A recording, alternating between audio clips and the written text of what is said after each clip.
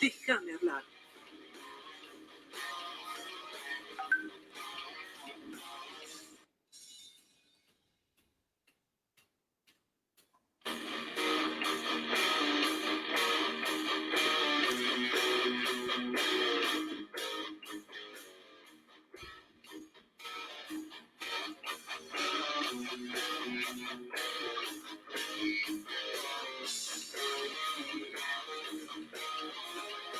Déjame hablar.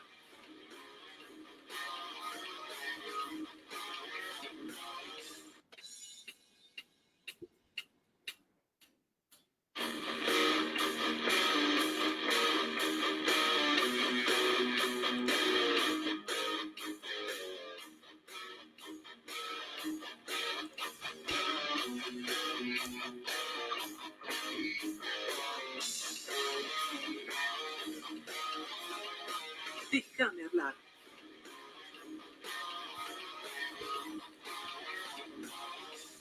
Amigos, ¿cómo están? Muy buenas noches. Bienvenidos a un nuevo live de Déjame Hablar, 20:29 en Bolivia. Un gusto saludarles. Bienvenidos, bienvenidas nuevamente. Vamos a saludar al equipo, lo vamos a presentar al equipo uno por uno. Don Álvaro Rivera, buenas noches. Un gustazo estar contigo. ¿Cómo estás, Gabo? Buenas noches, Franco. Buenas noches. Y buenas noches a toda la gente que ya se ha dado cita aquí a Déjame Hablar. Facebook Live de miércoles. Como siempre, vamos a estar comentando lo que son las noticias del día o de la semana, de las últimas horas que cambia la coyuntura a cada minuto. Y no olviden suscribirse aquí a Facebook, a nuestro Facebook, Déjame Hablar. También estamos en distintas redes sociales, también en Twitter, @DéjameHablarVo.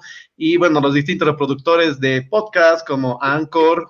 Estamos en Spotify, Google Podcast, Apple Podcast, con todo el contenido de acá de Déjame Hablar. ¿Cómo estás, Franco? Buenas noches.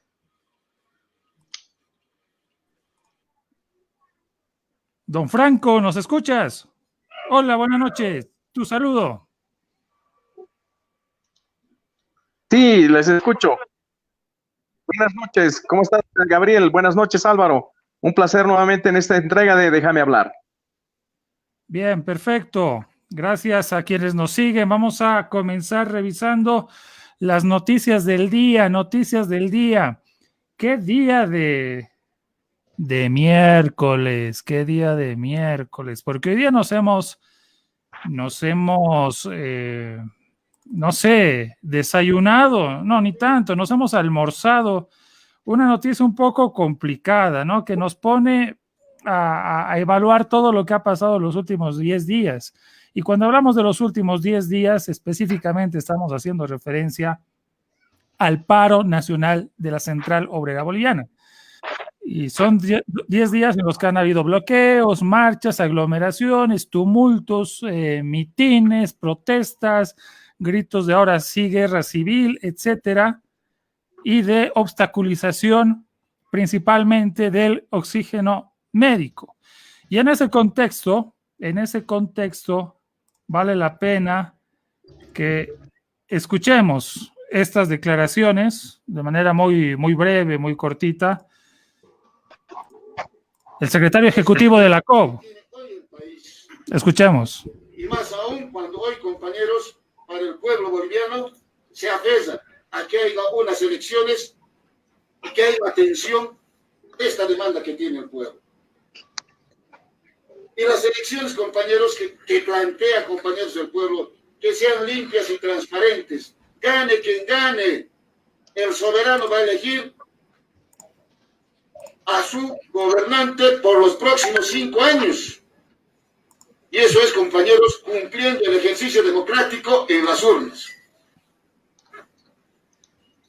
Por eso es que hoy, una vez más, ratificamos, ha hecho conocer el pacto que ha enviado 2 notas. Una nota al Tribunal Supremo Electoral, la otra nota a la Asamblea Legislativa Plurinacional, con el mismo tenor, pidiendo que las elecciones se lleven el 11 de octubre. Y asimismo, la Asamblea Legislativa está en la obligación de garantizar con una ley para que se cumpla este pedido que está haciendo la Central Obrera Boliviana más el Pacto de Unidad. Bueno, era lo que hemos adelantado en algún momento, si es que no me falla la memoria. Habíamos dicho, ¿y qué pasa si todo este tumulto, estas marchas y este barullo no nos conduce a nada distinto? Nada distinto. Y ahí está. Una semana de diferencia, tanto bollo, tanto revuelo, gritos de guerra civil para proponer elecciones el 11 de octubre y no el 18. Franco Gamboa, por favor, ¿cómo te has digerido esta noticia? Si es que la has digerido. Así es. Bueno, la he digerido realmente con mucha decepción porque pensé efectivamente que la Central Obrera Boliviana tenía una visión más global de el proceso democrático en Bolivia, en el sentido en que podíamos optar precisamente por una mayor legitimidad en función de los intereses del país, de los intereses de la nación. Pero como tú indicas, y todo el mundo está presenciando, 7 días para adelantar las elecciones no representan absolutamente ningún beneficio, no ha significado ninguna contribución tampoco al proceso de acercamiento y diálogo, y precisamente lo único que se ha conseguido es tensionar mucho más la situación débil de los actores en conflicto. De tal forma que la Central Obrera Boliviana precisamente ha roto las condiciones de una mayor comprensión y un establecimiento del diálogo, porque efectivamente estamos prácticamente en cero. Lo último que entiendo también es que el Senado estaría a punto de ratificar el 18 de octubre para las elecciones presidenciales. Y bueno, en este tira y afloja habríamos avanzado prácticamente nada. No, pero es que ¿para qué marchar tanto? Álvaro Rivera, ¿cómo te ha caído la noticia? No, es un baldazo de agua fría, ¿no? Es un lape de ida y vuelta. Mira, lo que yo veo aquí son ganas de joder, así neto, es ganas de joder. Están buscando la excusa para quedarse, para seguir con los bloqueos. Y esta actitud de la Central Obrera Boliviana no muestra más que un capricho y que tienen que llevar una victoria por más mínima que sea a sus bases. O sea, ya sí, no hemos logrado el que sea el 6 de septiembre, hemos recorrido una semana, hemos logrado algo. Es una victoria pírrica a la verga que están buscando para justificar la movilización que se ha tenido los últimos 10 días en el país. Tenemos carreteras bloqueadas, la ciudad del Alto completamente bloqueada, ha habido también algunas manifestaciones en La Paz, Cochabamba ni que se diga, lo mismo en Santa Cruz, distintos puntos del país. Ya hemos visto que hay mucha gente, muchos grupos que están llegando del altiplano, están marchando a la ciudad de La Paz. Tenemos esta caravana, oye, del oxígeno partiendo de Santa Cruz hacia Occidente. ¿Para qué? Para una semana, para 7 días que no hacen ni más ni menos lo que viene a ser el resultado de las elecciones, todo el movimiento electoral, la parte de lo que es campañas. Oye, en una semana Yanine no va a ganar 10 puntos, ni Luis Arce va a perder 2 o 3. Estamos peleando por huevadas y se está queriendo justificar con sus bases la Central Obrera Boliviana el tener una pequeña victoria en mover una puta semana lo que son las fechas de las elecciones. Evo Morales estaba en una transmisión anoche, hermano, por Facebook Live, donde decía: no vamos a pelear, no va a pasar nada por mover por 1 o 2 semanas. Y aquí se está haciendo todo lo contrario. Eso también demuestra que el mismo movimiento socialismo ha perdido ya el control de todo, de lo que es su base, de lo que vienen a ser los movimientos sociales, las juntas de vecinos, que antes la manejaban muy bien. Claro, Evo Morales estaba acá y tenía una cabeza. Ahora no, el mismo Guarachite, palabra que le están calentando la cabeza: oye, men, mira, tú estás ahora aquí, Evo está lejos, ya nadie le tira bola, sí, mucha imagen, pero vos eres el hombre, el que está aquí moviendo, el men de la movida y de la protesta. Tú haz lo que quieras, tú decides, y se está llegando a ese camino. La COB las juntas vecinales, los movimientos sociales que antes respondían al movimiento socialismo, a la parte dirigencial representada en Evo Morales, ahora no lo están haciendo. Ya la FEJUV está obrando, está pensando por su lado, lo mismo la COB, lo mismo las organizaciones campesinas. Entonces, oye, esto se puede complicar porque al final tienes que negociar en chiquitito con cada una de las partes, porque si bien Algo están firmando aquí los asambleístas, todo lo que viene a ser el movimiento al socialismo y su representación en la asamblea, pasa lo contrario con la gente que está movilizada. A ver, ¿qué cosas me genera la COP como impresión? Primero, que es un grupo que no tiene identidad propia, y no digo identidad cultural, es decir, identidad de ideas, principios y consignas claras. Número uno, eso es lo que muestra este cambio de posición a último momento, después de haber arrojado a su gente como carne de cañón para que contraiga el virus. Dos, es un grupo altamente improvisado. Improvisado. Se han alejado de su consigna, si es que en algún momento su consigna era realmente defender la elección el 6 de septiembre.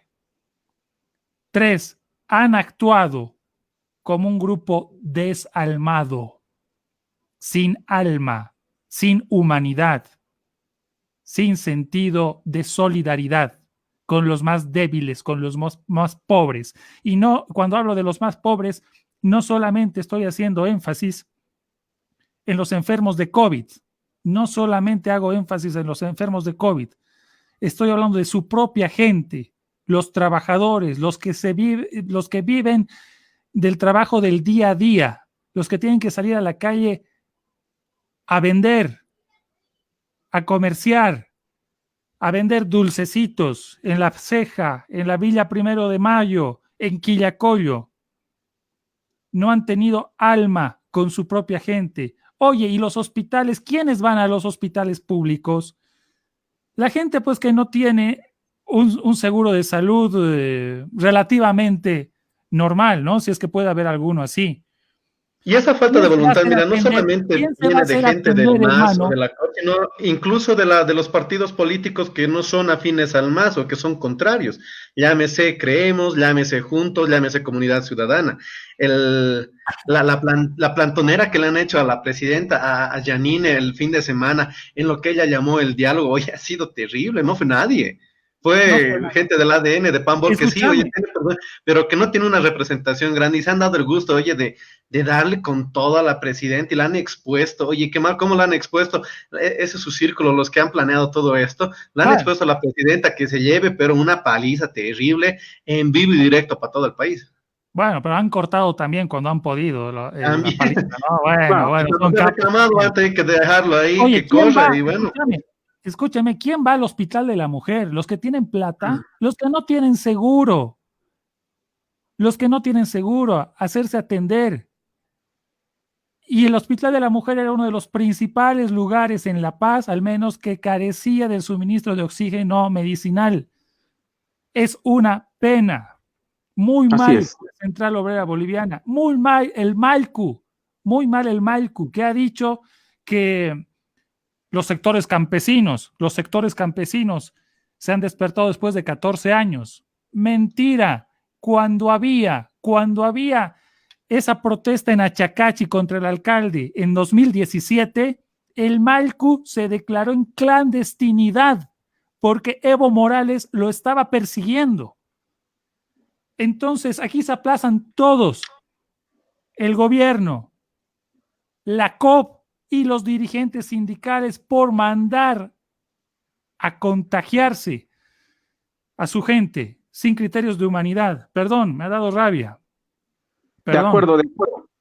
Pero lo que yo quisiera agregar también, Gabriel, es que estas últimas 2 semanas convulsivas han sido una demostración de poder del sector todavía leal al movimiento al socialismo y al liderazgo de Evo Morales. Entonces debemos observar claramente que entre la demanda para adelantar las elecciones presidenciales o ratificar la anterior fecha del 6 de septiembre, junto con la demanda de la renuncia inmediata de la presidenta transitoria Janine Áñez, se ha desatado precisamente un escenario de pugnas de poder muy fuerte. Y esto no habría que dejar de lado. En algún otro momento podríamos analizar con mayor detenimiento, pero la capacidad de movilización, por supuesto, vinculada con sectores realmente casi delincuenciales, ha mostrado que el movimiento al socialismo y sectores con lealtad plena al liderazgo de Evo Morales ha hecho temblar y tambalear el pequeño equilibrio que tenía el sistema político democrático. Y bueno, en esta situación, definitivamente el gobierno de Yanine Áñez ha salido plenamente debilitado. Totalmente. Mira, escúchame un cachito. Mira, lo que estás diciendo, tienes toda la razón. Gracias a nuestros seguidores. Enseguida Israel Covarrubias desde México para hablarnos del populismo de Andrés López Obrador. Más adelante, enseguida, Eduardo Maldonado, senador del MAS, el librepensante, sí, va a estar acá hablando de toda esta radiografía en Bolivia. Oye, Franco, mira esto. Con lo de la COP, todo este show de ayer en La Ceja, de jugar al cuartel, ha sido un blef, ha sido un ridículo. Oigan, que no tienen piedad de su gente. Mira, ¿qué es lo que han hecho? Todo este griterío.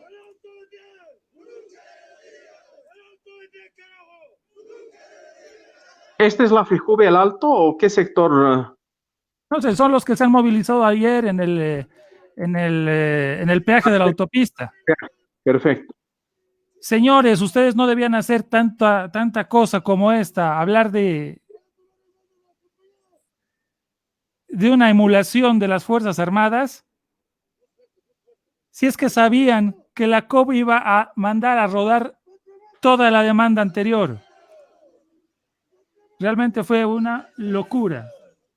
No, y aparte que no solamente son estos movimientos, mira, que llegan a ser afines al MAS y demás, sino la polarización ha llevado a que también desde el otro bando se tenga grupos similares. Y llámese la Resistencia Juvenil Cochala, es un grupo similar al que estábamos viendo acá, incluso más organizado, ¿no? Que ahora tiene presencia aquí en La Paz. Oye, ¿cómo han llegado en plena pandemia? No llega el oxígeno, pero la gente de la Resistencia Cochala está aquí en la ciudad de La Paz, ha estado aquí en la Plaza Baroa, ha tenido cierto enfrentamiento y roce, no solamente con gente afín al movimiento al socialismo, sino también con lo que viene a ser autoridad y periodistas. Entonces estamos con dos grupos completamente irregulares, que al final, y que la gente le está apoyando a cada uno, ¿no? Si te sientes, si eres pro MAS, si eres pro Evo y te identificas con esta línea, apoyas directamente a lo que se está organizando. Y hay mucha gente radical antimacista, pues, que está apoyando con todo lo que es la Resistencia Cochala, que ya hemos visto que es un grupo. Oye, ese se está convirtiendo en grupos parapoliciales, paramilitares, se dedican ya a desbloquear puntos de bloqueo, están tomando atribuciones que son directamente de las instituciones de orden público, ¿no? Llámese policía, llámese Fuerzas Armadas, y al final mucha gente está casi legalizando el actuar de esta gente, de uno y del otro lado, y eso prácticamente es un peligro. Oye, y cada uno niega la existencia del otro. Cada uno está negando la existencia y el derecho del otro. Es que estamos en un desastre. No tenemos centro, no tenemos horizonte. Oiga, si va a salir a bloquear, si va a salir a patear indígenas, si va a salir a decir ahora sí guerra civil, piense que sus líderes el día de mañana pueden estar mandando por el tacho toda su demanda y todo su esfuerzo. Lastimosamente eso es así. Y aparte muestra que las instituciones y el mismo gobierno, el mismo Estado como tal, oye, no está funcionando acá, que estos grupos se estén manejando de esa manera, que ya autoconvocados, que ya están articulados y se manejen de esa forma, te muestra pues que el gobierno no está haciendo nada con lo que viene a ser el orden público, ¿no? Está viendo de palco a ver qué rato se matan, a ver qué rato se enfrentan, y a ver cómo soluciona. Y yo veo también ahí un afán hasta electoral, ¿no? Y en el hecho de que la presidenta Yanine Áñez también sea candidata. Oye, si fueses presidenta, tal vez sacas a las fuerzas del orden y desarticulas todo esto, pero en tu posición de candidata, capaz no lo haces. ¿Por qué? Porque es una medida antipopular, te vas a cargar el odio de un lado, te vas a ganar la aversión también del otro. ¿Por qué? Porque le estás desarticulando su grupo de defensa a la gente a la que dice se siente representada por cualquiera de estos dos grupos, ¿no? Entonces también hay ahí la atribución del gobierno que debería tener para con las fuerzas del orden que no se está cumpliendo y está dejando que esto crezca. Tenemos un programa de lujo. Israel Covarrubias nos va a hablar de Andrés López Obrador en minutos nada más. se va a quedar con Franco Gamboa y más adelante Eduardo Maldonado. ¿Se acuerdan del senador librepensante? Eduardo Maldonado va a estar con nosotros comentando justamente estos sucesos, la COP, el rol del MAS, las elecciones, etcétera. Tenemos algunos mensajes, vamos a ir despachando mensajes. Gonzalo Hidalgo, dejen hablar al pueblo, los políticos ya no tienen ni la más mínima idea ni dosis de la moral, ni nos dejan hablar, por favor. Y aquí Alba Vera, que no pone argumentos, sino que se exaspera. Ese pelado realmente me exaspera, quisiera darle un sopapo en la calva. Venga, deme un sopapo, pero con un argumento, Alba. Argumente. No se desanime. Usted puede pensar mucho mejor que esa frase. No se desanime. Bien. Corto esto. Nos tomamos un respiro y dejamos a Franco Gamboa. Primero recibimos a Israel Covarrubias, politólogo, doctor en ciencia política. Israel, buenas noches, te vamos a dejar un ratito con Franco Gamboa. Bienvenido al Déjame Hablar desde Bolivia. Hola, muy buenas noches, gracias por la invitación. Bueno, les dejamos hablando de López Obrador unos segundos. Toma el mando para que, ¿qué se llamaba esta amiga? Para que Alba no se exaspere. Toma el mando, Franco Gamboa. Muchas gracias, Álvaro. Muchas gracias, Gabriel. Bienvenido, Israel, desde México. Israel Covarrubias es profesor de la Universidad Autónoma de Querétaro, director editorial al mismo tiempo de la afamada revista Metapolítica. Es un placer tenerte con nosotros en Déjame Hablar, Israel. Quisiera iniciar el diálogo preguntándote sobre tu evaluación de la presidencia de Andrés Manuel López Obrador en el contexto en el que el giro a la izquierda en América Latina se ha debilitado, precisamente con la renuncia de Evo Morales, la crisis política tremenda en Nicaragua, en Venezuela, y por supuesto el cambio de los polos de poder hacia la derecha en Brasil. ¿Cómo evalúas tú, desde el punto de vista ideológico, el gobierno de Andrés Manuel López Obrador, que ha desarrollado también importantes estrategias de acercamiento con el gobierno de Donald Trump? Y bueno, se abren perspectivas entre promisorias y contradictorias respecto a la relación comercial entre Estados Unidos y México. Pero ¿cómo evalúas desde el punto de vista ideológico y político esta capacidad instalada de Andrés Manuel López Obrador en México? Hola, Franco.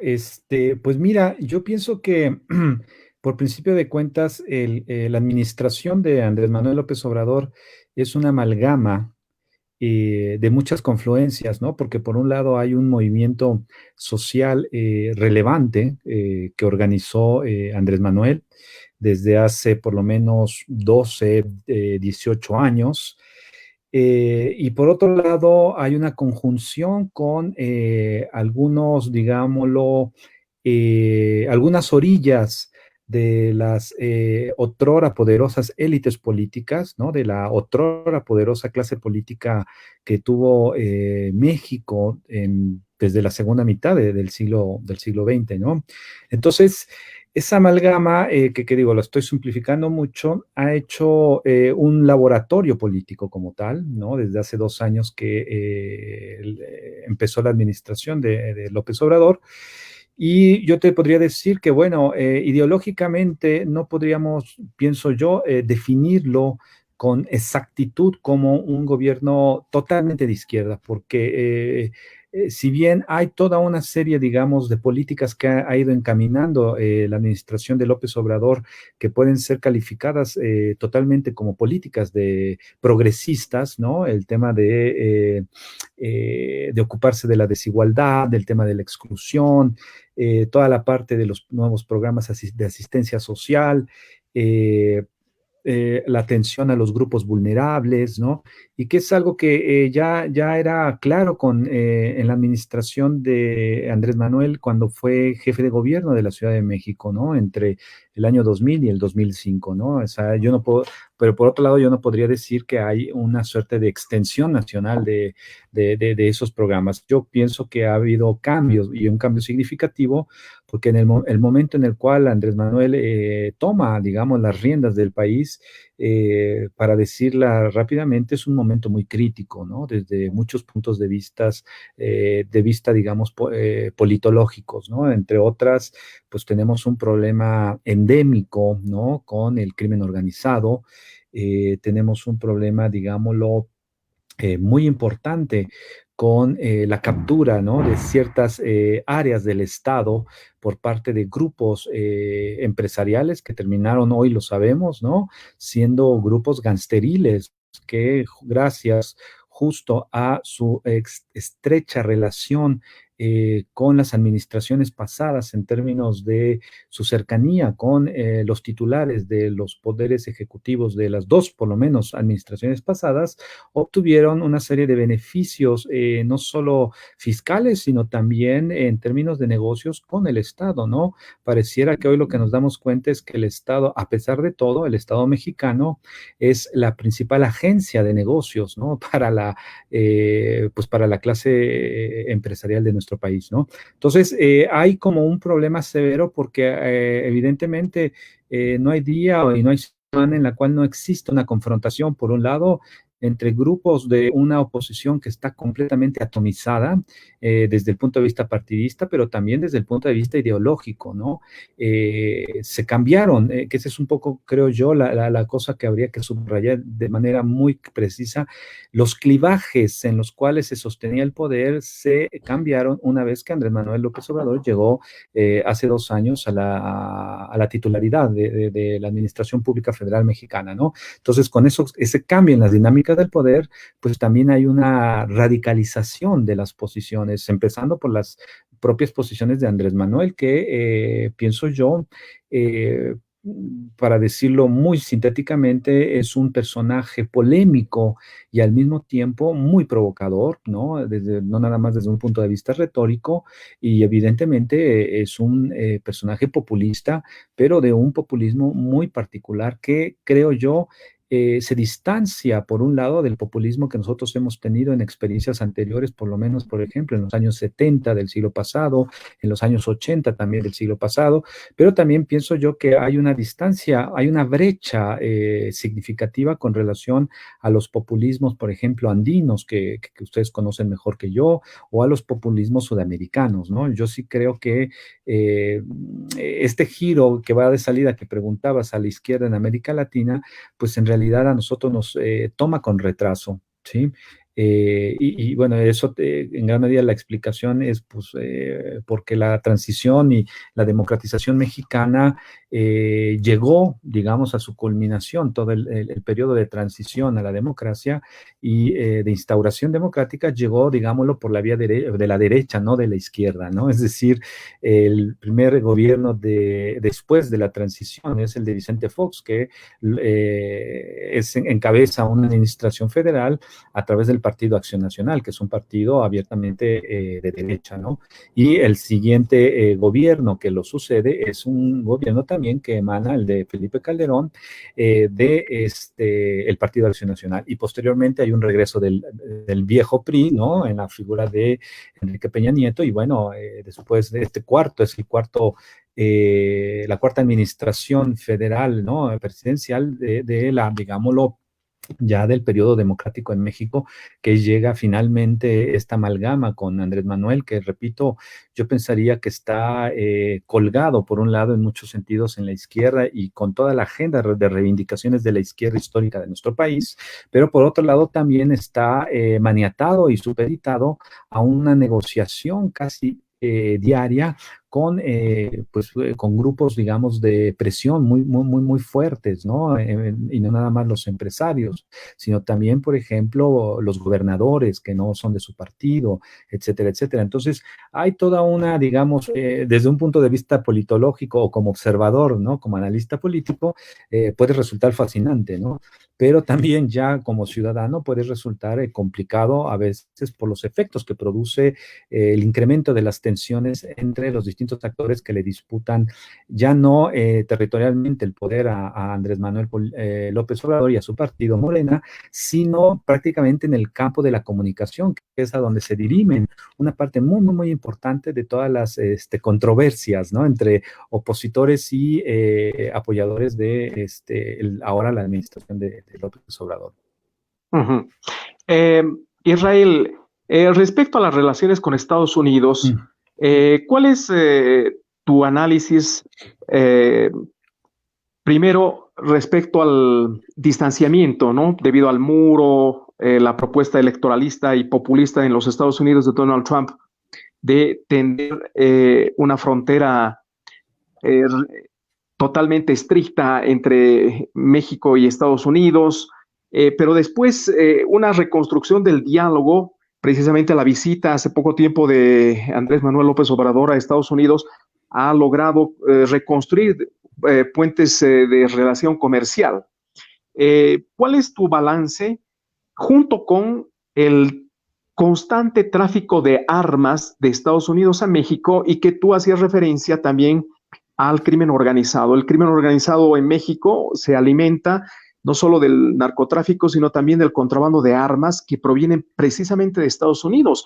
Entonces, ¿cómo lidiar hoy día? Es decir, México, ¿cómo podría enfrentar estas relaciones con Estados Unidos al mismo tiempo que se requiere un equilibrio comercial, una reconstrucción de las relaciones diplomáticas con Estados Unidos y el tema del tráfico de armas que prácticamente está generando desastres en México y no solamente en los últimos 10 años, ¿no? Sino tal vez más atrás? ¿Cómo evalúas esto? Mira, yo pienso que por un lado la relación bilateral México-Estados Unidos siempre ha sido de altibajos. Creo yo que hay una dependencia, principalmente, es muy evidente ello, ¿no? De parte de nuestro país con relación a Estados Unidos, ¿no? Y no nada más políticamente, sino y sobre todo económicamente, ¿no? Tenemos un acuerdo de libre comercio, ¿no? Con Estados Unidos y con Canadá, donde, bueno, en realidad se ha mostrado que ha sido un acuerdo históricamente dicho desventajoso para México, para la clase empresarial mexicana, para mucho empresariado y también para digamos, cultural y socialmente, ¿no? Pero bueno, la peculiaridad ahora de la relación es que sería muy precipitado decir que estamos en una relación más o menos parametrizada, armoniosa, porque bueno, dado que pues del otro lado de la frontera tenemos a un populista como Trump y de este lado de la frontera también tenemos a un populista, bueno, entre populistas se entienden. Creo yo que no es tan simple, ¿no? Yo sí creo que hay una especificidad importante que ha sido, digamos, reestructurada, sobre todo en el último año, ¿sí? Sobre todo en el último año y que ha hecho que precisamente el primer y al único país donde ha viajado Andrés Manuel, ¿no? Sea justo la visita que tuvo lugar hace poco en Estados Unidos. Y por otro lado, una parte importante de la relación bilateral de la cual en gran medida pienso yo que es diseñada en Washington, no es diseñada acá en este lado de la frontera, tiene que ver justo con el crimen organizado, es decir, en gran medida viene de atrás, evidentemente, de sexenios pasados, pero bueno, no, sexenio tras sexenio siempre se va ajustando esa bilateralidad con relación al crimen organizado, ¿no? Pienso yo que las indagaciones en torno a crimen organizado y la extradición de muchos de los principales, de algunos de los principales capos del narcotráfico mexicano a Estados Unidos, como el Chapo Guzmán, han hecho precisamente que, entre comillas, la relación sea más fluida, ¿no? Que hay una suerte como de cooperación bilateral en el campo de la seguridad nacional, etcétera, etcétera, ¿no? Pero lo que sí también nosotros tenemos que decirlo abiertamente es que el México está dependiendo mucho también del trabajo que hacen los americanos en términos de inteligencia, ¿no? Criminal. Y eso es muy grave porque al final justo esos, digamos, pareciera que terminamos siendo simplemente los alumnos que aplicamos, ¿no? Los diseños, ¿no? De investigación criminal que se gestan en otros lados. Pero por otro lado, pienso yo que hay una relación muy peculiar porque que está basada, mi hipótesis es esa en gran medida, en una suerte como de incomunicabilidad mutua, ¿no? Es decir, lo que dice Trump de México, que no deja de vociferar en contra de los mexicanos, al final, cuando llega Andrés Manuel, no lo dice, sino lo dice siempre a sus espaldas. Igual, por su parte, Andrés Manuel vociferaba en contra de Trump desde que era candidato a la presidencia, etcétera, y bueno, ahora lo saluda de mano, dicen somos amigos, ¿no? El discurso que dio de conjunto con Trump en Washington es un discurso muy inteligente, ¿no? Señalando, ¿no? Los vaivenes de la relación bilateral México-Estados Unidos desde un punto de vista histórico, pero a pesar de ello, sí creo que mucho de lo que estamos hoy padeciendo del narcotráfico es justo este efecto totalmente pernicioso del tráfico de armas, ¿no? Ilegales que pasan en la frontera, digamos, norte mexicana, la frontera sur norteamericana, ¿no? Que seremos quizá uno de sus principales compradores informales, ¿no? De armas que pues, son las que encontramos todos los días en un mercado cada vez más creciente de armas, ¿no? Al menudeo, que eso es lo más grave del asunto, que ha ido creciendo como bola de nieve y hoy se ha vuelto literalmente incontrolable en muchas regiones de México. Para terminar, Israel, la pandemia. También Manuel López Obrador se tomó más tiempo que otros gobiernos en asumir medidas drásticas relacionadas con la cuarentena. Después se incrementaron exponencialmente los contagios, los decesos a consecuencia de esta terrible enfermedad que azota a toda América Latina. Y, por supuesto, junto con Brasil, es decir, México y Brasil, diseñan la nueva estructura o el nuevo epicentro de la pandemia en el mundo del COVID-19. ¿Cómo has vivido, cómo vives y cuál es la perspectiva que se tiene en México para enfrentar esta terrible pandemia? Y bueno, la resistencia desde el punto de vista social de la población para enfrentar esta enfermedad, así como los impactos económicos, ¿no? Que también imagino están generando graves deterioros. Sí, mira, sí, evidentemente México, a diferencia de otros países, sí, se puede decir sin problema que reaccionó de manera tardía, pero en gran medida habría que identificar la causa por la cual se retrasó tanto, ¿no? La aplicación de protocolos, ¿no? La aplicación de la política general o nacional de confinamiento, etcétera, etcétera, ¿no? Y creo que habría 2 o 3 grandes causales por las cuales eso se retrasó. Primera, porque tenemos un sistema de salud pública en pésimas condiciones, ¿no? Lo que significaba que tú no podías hacer o actuar de manera inmediata si no tenías provisto un sistema más o menos que pudiera absorber la demanda que al día de hoy está teniendo en términos de hospitalización. Entonces, para un país tan grande y tan diverso y tan desigual en el acceso a la salud pública, ¿no? En términos de hospitales o no hospitales equipados, porque hay muchas regiones donde están los hospitales, pero no tienen el equipamiento adecuado, ni siquiera el personal adecuado para poder, digamos, cubrir las exigencias de una pandemia del tipo y del nivel que hemos vivido globalmente. Entonces, ese era uno de las cosas importantes que había que revisar y había que trabajar de manera, digamos, conforme iba avanzando la pandemia, ¿no? Ir resolviendo precisamente el equipamiento hospitalario, ¿no? E ir adecuando nuevas salas, nuevos espacios, etcétera. En eso incluso una parte importante o algunos grupos empresariales terminaron metiendo las manos también, ayudando y habilitando espacios, ¿no? Privados como salas de recuperación hospitalaria, etcétera, etcétera, ¿no? Al final del día, a hoy, pues tenemos casi 500,000 de personas confirmadas, ¿no? Contagiadas, que es una barbaridad. Y la otra es que tenemos por ahí de poco más de 55,000 defunciones, ¿no? Por el COVID-19, que es es un número muy grande, ¿no? Es un número muy alto, pero que al final se conjuga con otra de las, creo yo, causas importantes, que tenemos un problema en términos de la salud, en términos sociales, ¿no? En términos de salud ya individual, tenemos problemas de comorbilidades muy graves, ¿no? En términos de 4 tipos de comorbilidades. Una es, bueno, hipertensos, obesos, diabéticos y problemas de tabaquismo endémico. Entonces, si justo a esta precariedad, digamos, de la infraestructura pública le sumas este tipo de enfermedades que vienen de muy atrás, ¿no? Y que pues hacen un cóctel eminentemente muy explosivo para poder empujar una estrategia nacional en contra del COVID-19. Y evidentemente ha tenido otro componente clasista que hay que ver también desde este punto de vista, ¿no? Golpea a los que menos tienen en términos de recursos económicos, recursos intelectuales, recursos sociales, recursos materiales, ¿no? Porque además son los que más, por un lado, necesitan la asistencia, ¿no? Y la protección de las instancias públicas.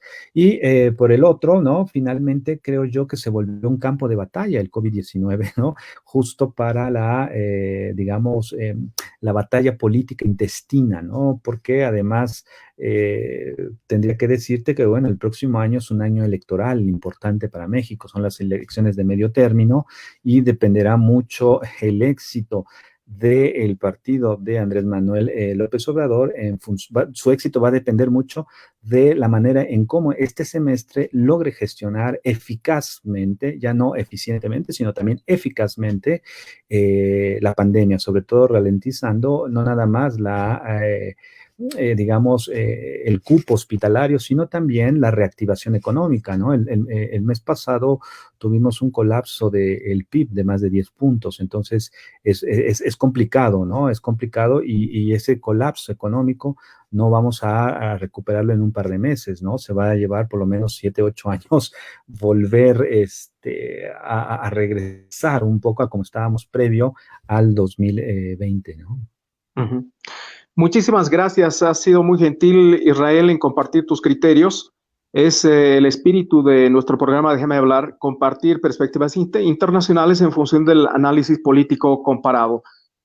Por mi parte y de parte del equipo de Déjame Hablar, Álvaro y Gabriel, te agradecemos infinitamente y por supuesto este espacio está abierto para cuando tú deseas nuevamente expresar cualquier opinión. Mil gracias. Espera un ratito, Israel, un saludo. Álvaro Rivera te quiere hacer una pregunta. Israel. Enseguida, Eduardo Maldonado, ex senador. Muchas gracias. Enseguida, Eduardo Maldonado. Adelante, muchas gracias adelante. por todo lo que nos has mostrado, lo que está pasando en México. Yo tengo una pregunta, quiero que me clarifiques un poco cómo está el panorama del tema de una posible ley que permitiría a AMLO lo que es la reelección. Hemos visto, oye, que esto es algo común de los gobiernos identificados con lo que es la izquierda. Lo hemos visto con Hugo Chávez, lo hemos visto con Correa, lo hemos visto con Evo Morales, lo hemos tenido aquí 14 años plantado, los Kirchner y demás. ¿Cómo anda este tema de la posible ley que le beneficiaría a AMLO para una reelección posterior? Mira, yo creo que siempre ha sido un fantasma desde hace, yo creo, bueno, desde hace 2 años, ¿no? Que han sido señalados una y otra vez, pero pienso yo que, por un lado, tendríamos primero que tener justo, ¿no? Por eso las elecciones del próximo año son importantes, ¿no? Porque se esperaría que tuviese lugar una suerte de reequilibrio en la arena legislativa, ¿no? Sobre todo con los partidos de oposición que pudieran de algún modo hacer un contrapeso real a la mayoría absoluta ahora que tiene el partido de Andrés Manuel en las 2 cámaras, ¿no? No nada más en una, en las 2 cámaras, ¿no? Pero es un fantasma que circula en el ambiente, pero mira, tiene que ver también un poco como la explicación histórica, ¿no?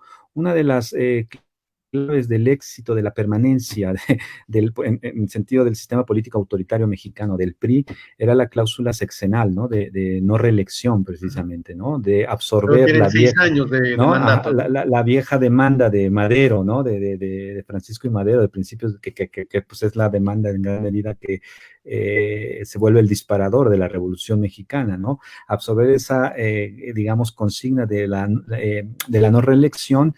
Y bueno, todos los presidentes, hasta el día de hoy por lo menos, sean priistas, no priistas, han acatado la regla de que cada 6 años terminan y literalmente se van, ¿sí?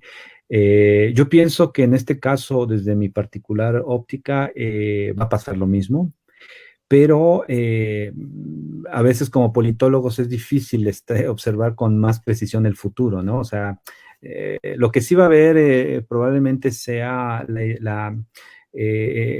partir del próximo año, toda esta estructuración y organización de una consulta nacional para revocar el mandato, ¿no? Que es un poco lo que Andrés Manuel está poniendo, ¿no? Que está poniendo, digamos, en la mesa, como decir, bueno, si el pueblo dice que yo me tengo que ir antes de terminar el mandato, yo me voy, ¿no? Ay, esa nos lo conocemos de memoria acá. Qué buenas son esas frases, ¿no? Que al final se han copiado, ¿no? Se han llevado el libreto boliviano, ¿no? Luego el pueblo me pide. Y, bueno, y en realidad, bueno, a veces pues es un eufemismo también. En términos de, bueno, me pidió el pueblo que me quede, entonces me queda el mandato completo, ¿no? Pero sí, yo pienso que es eso. Hay mucho, yo sí lo llamaría, hay mucho nerviosismo de cierta parte de los analistas y de la intelectualidad mexicana, ¿no? Que a veces siento yo que fantasean demasiado con, digamos, con la perdurabilidad del poder, ¿no? De decir, no, es que regresamos y vamos a tener 30 años con este tipo ahí en el poder. Yo no pensaría tan así, porque además... Aunque tampoco es necesario, ¿no? El PRI ha estado más de 50 años y no ha necesitado... Bueno, ha cambiado de presidentes, pero como partido se ha mantenido más de media década, que eso ya es... no ha pasado a ninguna parte de Latinoamérica. Lo peculiar del partido de Andrés Manuel es que yo creo que cuando él no esté en el poder, el partido va a tener que trabajar mucho para poder no perder el electorado que ganó con Andrés Manuel. Es un Evo Morales, más o menos mexicano. Es un partido personal totalmente, ¿no? A eso hay que decirlo claramente. Entonces, son partidos que pues una vez que pierden el poder, difícilmente pueden seguir su camino independientemente, ¿no? Bien. No, pues gracias, Israel. Muchas gracias, Israel. No, al contrario, mil gracias por la invitación. Les mando un fuerte abrazo a todos. Un abrazo. Un abrazo grande, Israel, y a toda la gente allá en México. ¡Órale! ¡Órale! ¡Viva México! ¡Cabrones! Chao, Israel, que te vaya muy bien. Chao.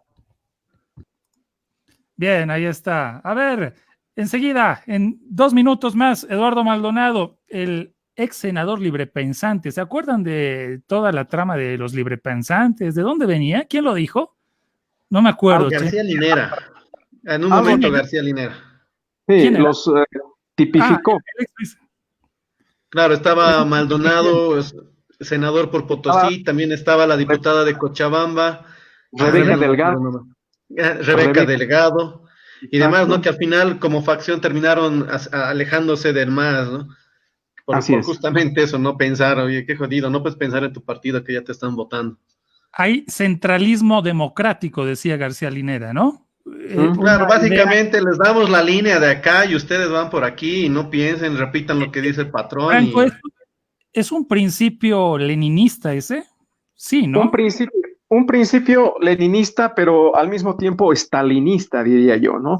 Típico de los partidos verticales, que pasan fácilmente del autoritarismo a la dictadura y de la dictadura al totalitarismo, ¿no? Entonces, claro, el Partido Comunista de la extinta Unión Soviética se formó a partir de la Revolución Bolchevique y precisamente en el libro ¿Qué hacer? De Lenin se lanzaban las directrices de cómo, precisamente, qué hacer en la situación revolucionaria de la vanguardia partidaria, ¿no? Entonces, el partido es la vanguardia, el partido es el único que puede ser capaz de introducir la conciencia revolucionaria en la clase trabajadora, porque si bien la conciencia tiene conciencia de clase en sí, no tiene conciencia de clase para sí.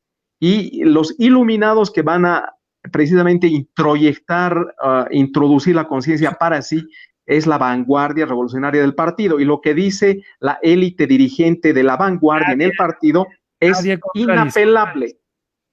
¿no? Nadie contradice. Centralismo democrático, decía García Exacto. Linera. Entonces es un concepto que viene de la Del- soviética, ¿no? de la Bien, vena leninista y stalinista, ¿no? Que después fue un desastre y que a la fecha hay que botar a la basura. sí, centralismo. Entre nosotros discutimos, de ahí para afuera nadie se No, sale del carril ni exacto. por asomo. Damos la bienvenida a Eduardo Maldonado, doctor Eduardo Maldonado, buenas noches. Bienvenido a Déjame Hablar, bienvenido nuevamente. Si la camarita un poquito la puede poner hacia arriba para que podamos. Eso, muchísimas gracias. Su saludo, bienvenido, doctor Eduardo Maldonado. Gabo Romano, Álvaro Rivera, Franco Gamboa, muchas gracias por la invitación. Un gusto Buenas noches. participar con ustedes en este espacio. Bien. ¿Sigue considerándose un libre pensante? Salió de ahí, ¿no? De lo que hemos contado hace unos minutos, doctor Maldonado. Bueno, yo les agradezco este preámbulo al diálogo porque es necesario. De pronto muchas personas pierden en el tiempo los detalles o las particularidades de este proceso. Yo me sumo a lo que se vino a denominar el proceso de cambio, no como militante del movimiento al socialismo. Por eso es que cuando compartía el banner que sacaron ustedes para el programa de esta noche, decía, voy a comenzar haciendo una aclaración, ¿no? En vez que diga ex senador del MAS, creo que lo más adecuado, lo más pertinente era decir ex senador por el MAS. ¿Y por qué esto? Porque de pronto muchos jóvenes, ¿no? Generaciones nuevas, que de pronto no vivieron lo que pasó Bolivia en el proceso neoliberal, cómo se agotó ese ciclo, con la desmantelación del aparato productivo, también con altos índices de corrupción, el narcotráfico había penetrado profundamente las esferas del poder, del sistema político. Entonces, cuando aparecen los movimientos sociales, cuando se da primero la guerra del agua, luego ha de venir febrero con el impuestazo en La Paz, y esto ha de rematar en la guerra del gas en octubre del 2003, ese escenario de convulsión social violento en el país, creo que acabó conmoviendo a gran parte de la sociedad. Es por eso que muchos sectores provenientes de varias adscripciones de la izquierda política, militantes del medio ambiente, militantes de los derechos humanos, sectores progresistas, acabamos sumándonos a esta oleada. En el caso mío, yo nunca fui un militante del movimiento al socialismo, llego al Parlamento siendo invitado, por eso digo, ex senador por el MAS, no del MAS, ¿no? Yo creo que hay a veces estos detalles que son necesarios puntualizarlo, y bueno, creo que podemos seguir hablando si gustan de ello. ¿De dónde viene lo de librepensantes, decías, Gabo? Bueno, esta frase Sí, la utiliza Rebeca Delgado, yo recuerdo que ella utiliza en su momento. Cada uno, esto no fue una acción articulada, ni mucho menos, cada uno hizo su acción política dentro del marco que le correspondía, ¿no? Y en algún momento ella utiliza, si no me equivoco, esta expresión en uno de los medios de comunicación radial nacionales y pega la frase y de alguna manera la gente acaba identificando la misma con estas personas que de manera individual acaban expresando su disentimiento a algunos dictados verticales en el movimiento al socialismo. Luego con Rebeca Delgado nos vamos a encontrar siendo víctimas del mismo régimen de Evo Morales. A ella se le impide ser candidata a la alcaldía en Cochabamba y a mí se me impide ser candidato a la alcaldía en Potosí. Vamos a llegar inclusive a estrados internacionales ante el Comité Internacional de Derechos Humanos en Ginebra, Suiza. Le vamos a ganar un juicio al Estado boliviano, 2 juicios en realidad, 2 procesos. Hay 2 dictámenes internacionales que comprometen al Estado boliviano por la vulneración de derechos políticos, por la negación de justicia. y han pasado, mira, en septiembre van a ser 2 años de dichos dictámenes, y ni el anterior gobierno, claro, mucho menos, pero tampoco el actual, han tenido la más mínima voluntad institucional y política de hacer justicia y de enmendar esos, y de hacer honrar esos fallos. Doctor, enseguida volvemos sobre el tema. Usted que ha sido senador por el MAS, ¿cómo ve lo que está pasando ahora en Bolivia? A ver, es verdad, aquí hay una batería de preguntas, ¿no? Y perdonen mis compañeros en ser tan aprovechador de este momento. ¿Cuál es el rol de la COP? ¿Por qué la COP actúa así? Un día aquí la puse y el otro día no está, no lo encuentro, en el sentido de, en concreto, la fecha, la demanda de la elección, ¿no? Que tenía que ser el 6 de septiembre y ahora el 11 de octubre, una semanita antes. ¿Quién maneja? ¿Esta era una reacción espontánea de estas bases? ¿Era lo correcto salir a protestar de la manera que se ha protestado en la pandemia? ¿Es cierto o no es cierto que Evo Morales estaba manipulando esto? Bueno, los tweets nos dan a entender eso. Luego que no, con un webinar anoche. ¿Qué ha pasado en todo este barullo de estos 10 tortuosos días, doctor Maldonado? Para entender lo que está pasando en esta coyuntura tan difícil para el país, para el pueblo boliviano, yo creo que hay que poner en contexto lo siguiente.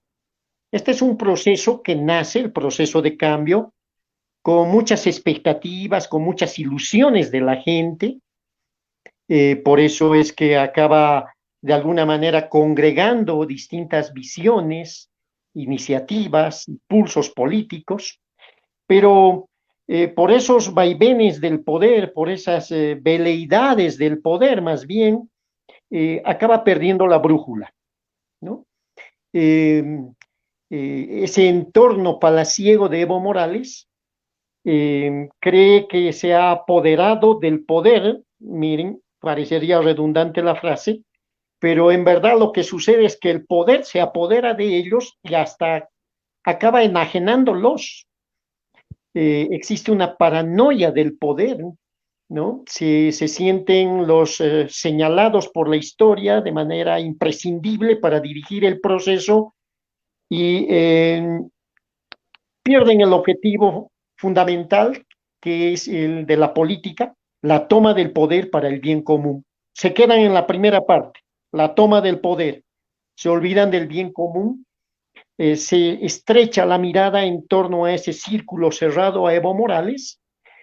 Varios dirigentes políticos del movimiento al socialismo, militantes ellos, acaban alejándose uno tras otro, acaban siendo víctimas finalmente de este, creo que con toda propiedad, lo decían ustedes minutos antes cuando concluía la anterior entrevista, de este neoestalinismo, ¿no?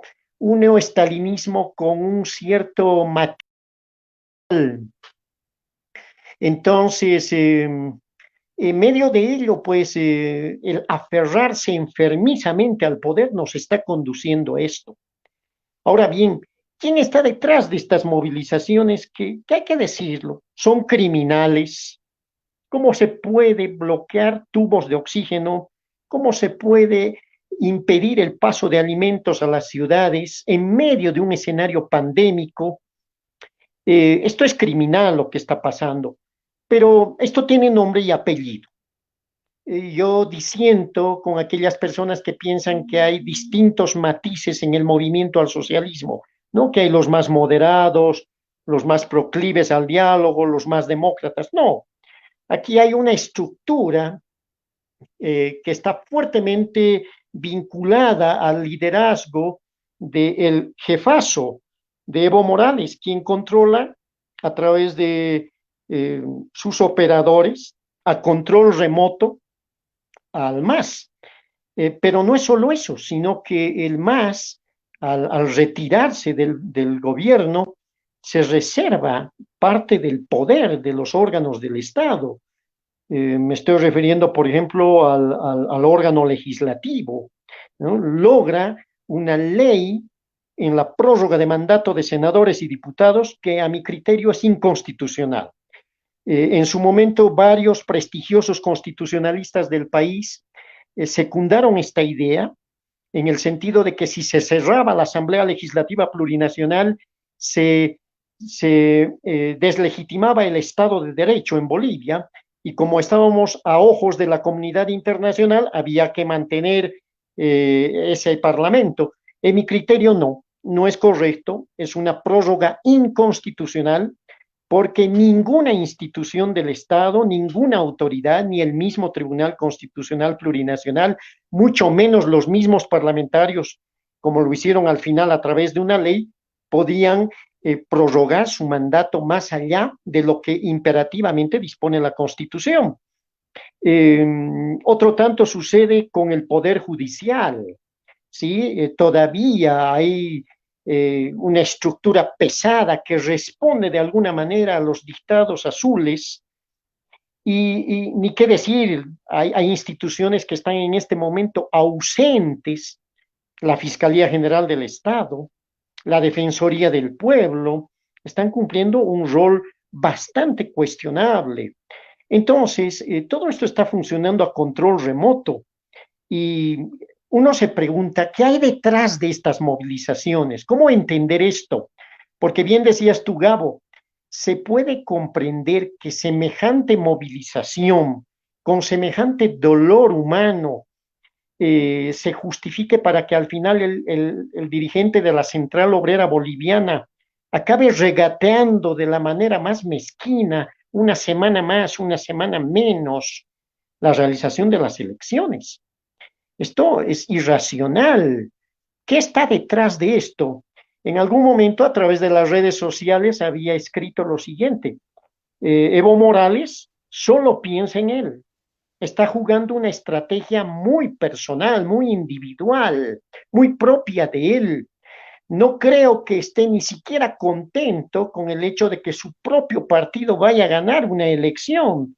Recuerden la experiencia del Ecuador, ¿no? Es decir, esa disputa criminal se dio entre Lenín Moreno, el actual mandatario del Ecuador, con el ex presidente, con Rafael Correa. Entonces, yo creo que en él asisten esas dudas, esos temores, no quiere soltar el poder, y bueno, pues está cumpliendo lamentablemente ese despropósito que le confesó en una llamada telefónica al dirigente Yucra, por el cual hay una investigación en curso, ¿no? De cercar las ciudades, bloquear alimentos, y bueno, se ha dado en medio de una situación tan difícil como es la pandemia.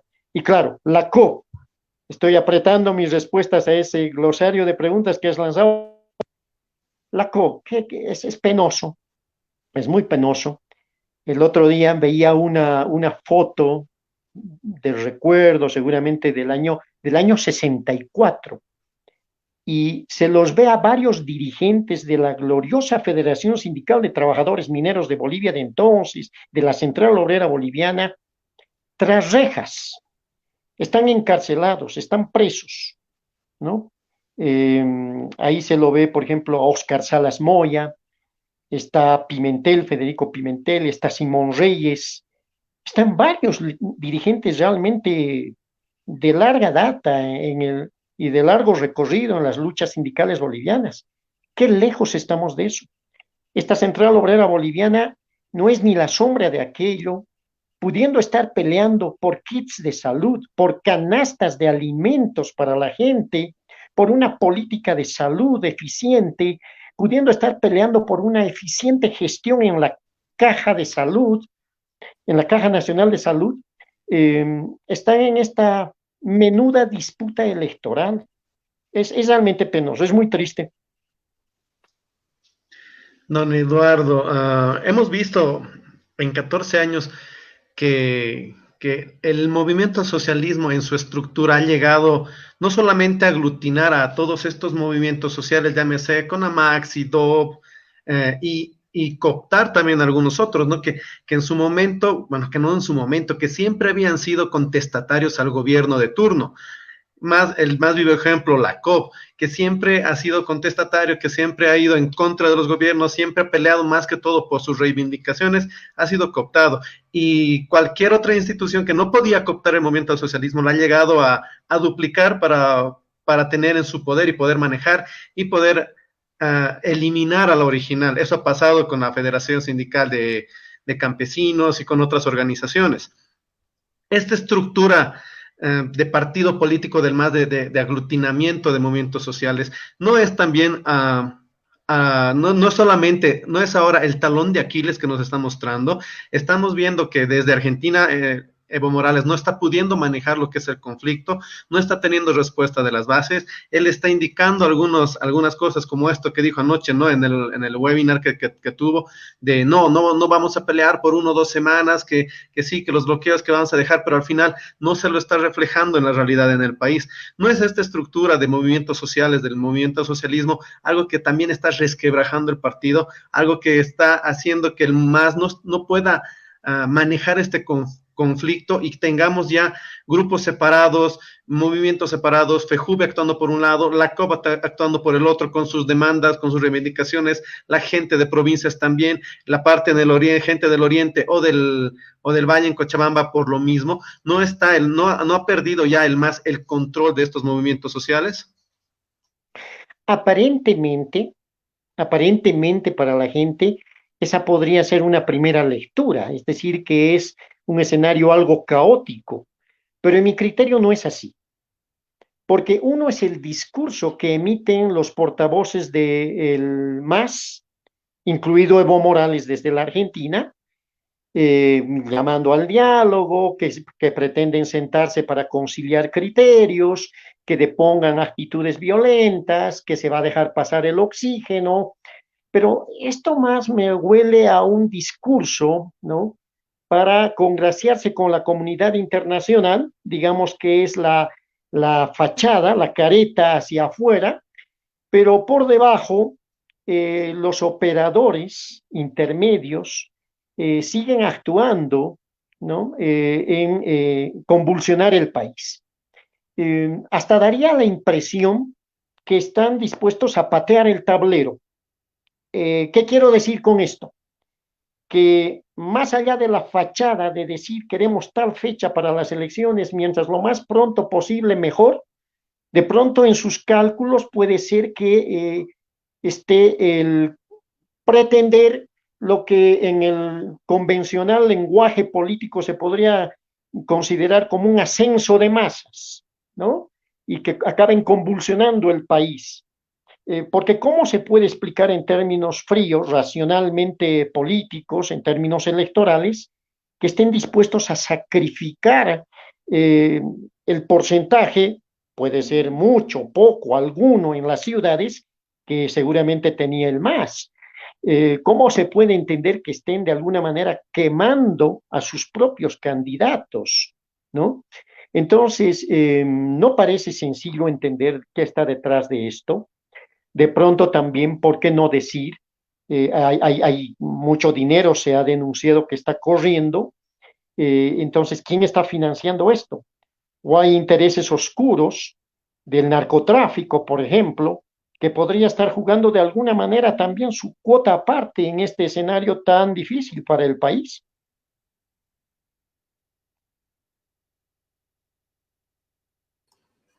Déjenme leer un par de mensajes, enseguida te doy la palabra, Franco, por favor. Aquí hay mensajes. Mar Romero Orozco, felicitar al doctor Eduardo Maldonado por su excelente participación. Jimena Gómez Moncayo, es verdad, doctor Maldonado, ya estamos cansados todos de deliberar en el Senado por las fechas de elecciones y canastas o bonos, dejando a un lado verdaderos temas de interés por la vida de los bolivianos. María Calderón felicita al doctor Maldonado por emitir criterios económicos sociales de la actual coyuntura nacional. Es una de las pocas personas que realiza un análisis crítico. Y Gutiérrez Carrasco Antonio, felicidades, doctor Maldonado, por vertir sus criterios positivos a favor de nuestro país. Y aquí hay algo más. Luis García, lamentablemente lo primero que hacen los politiqueros ya sea de izquierda o de derecha, es poner a un militante del partido como fiscal o juez. De esta manera, el Poder Judicial está atado de manos, generando impunidad. Este proceder permite la ausencia del Estado en el tema de justicia. Es un tema pendiente en Bolivia, gracias a nuestros seguidores. Estamos con el ex senador por el MAS, libre pensante Eduardo Maldonado. Franco Gamboa. Eduardo, muchas gracias por el análisis, por haber compartido perspectivas históricas y también parte de tu experiencia, pero lo que me ha parecido bastante claro, y creo que también para todos nuestros seguidores, es que el responsable, el líder, ¿se ha ido? ¿Se ha perdido, Eduardo? Se perdió. Vamos a pedir un poquito de ayuda, se nos escapó. Doctor Maldonado, se nos ha ido sin querer. Tal vez la señal se le apagó la señal, ¿no? No, estaba moviendo un poco la cámara. Ahí está. Ya lo tenemos de nuevo. Esperamos unos segunditos. Ahí está. Ahora sí, sigue Franco, por favor. Perfecto. Eduardo, decía que lo que me pareció entender, y probablemente también para nuestros seguidores, en términos de tu análisis, es que el responsable aquí tiene nombre y apellido y es Evo Morales. Evo Morales sigue siendo el jefe del partido, el jefe de campaña y el, digamos, articulador intelectual de esta convulsión. Por lo tanto, también has indicado que las movilizaciones son pues ilegales, tienen un carácter semidelincuencial. ¿Estarías de acuerdo en que efectivamente se aplique una sanción drástica para quitarle la personería jurídica al MAS y evitar que tercie democráticamente, entre comillas, en las elecciones presidenciales de octubre? Porque desde este punto de vista es un actor leal, más bien, con las reglas del juego y el sistema democrático. ¿Cómo lo ves esto, Eduardo? Definitivamente sí, Franco, pero además tu pregunta me permite hacer las siguientes consideraciones. En mi criterio, Bolivia está atravesando una crisis multidimensional, es decir, no es solo de salud por producto de la pandemia y que ha develado la fragilidad de nuestro sistema de salud, que ha provocado inclusive la clausura de la gestión escolar 2020. No, es también económica, se ha paralizado gran parte del aparato productivo nacional, es también de valores, como podemos entender que haya gente que bloquea ambulancias, las apedree, agreda a personal de salud, en fin, es de valores. Otro hecho realmente significativamente indignante fue este caso de corrupción con los ventiladores, ¿no? Con los respiradores. Pero también es una crisis política, y no es solo una crisis política que estemos arrastrando desde el 21F del 2016, cuando se desconoció el voto en el referendo constitucional. No es solo una crisis política a partir del escandaloso fraude electoral del 20 de octubre del año pasado. Bolivia ahora está viviendo ya un segundo proceso electoral fallido. El primero fue el del 20 de octubre, producto del fraude. Y el segundo es este, que debió ser primero el 3 de mayo, luego el 6 de septiembre, y ahora se está discutiendo si va a ser el 11 o el 18 de octubre, pero en definitiva es un proceso fallido. Ahora bien, ¿qué está detrás? Es decir, ¿cuál es la base de ilegitimidad de esto?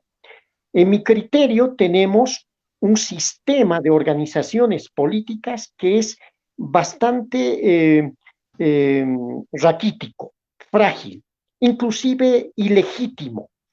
De las 11 organizaciones políticas que tienen personería jurídica y que están reconocidas por el Tribunal Supremo Electoral, de las 11, 7 pertenecen al siglo pasado. Ahora bien, ¿esto las deslegitima? No, por supuesto que no. Es más, hay que decir que todas estas organizaciones políticas han tenido su paso en la historia política del país con sus luces y con sus sombras. Más lo segundo que lo primero, ¿no? Pero hay 7 organizaciones políticas. De las últimas, de las 4 últimas, hay 2 que han obtenido su personería jurídica recientemente, el Movimiento Demócrata Social y el Movimiento Tercer Sistema. El Movimiento Demócrata Social del gobernador Rubén Costas de Santa Cruz, que en las pasadas elecciones apenas salvó su personería jurídica con un 4% y hoy están en el gobierno.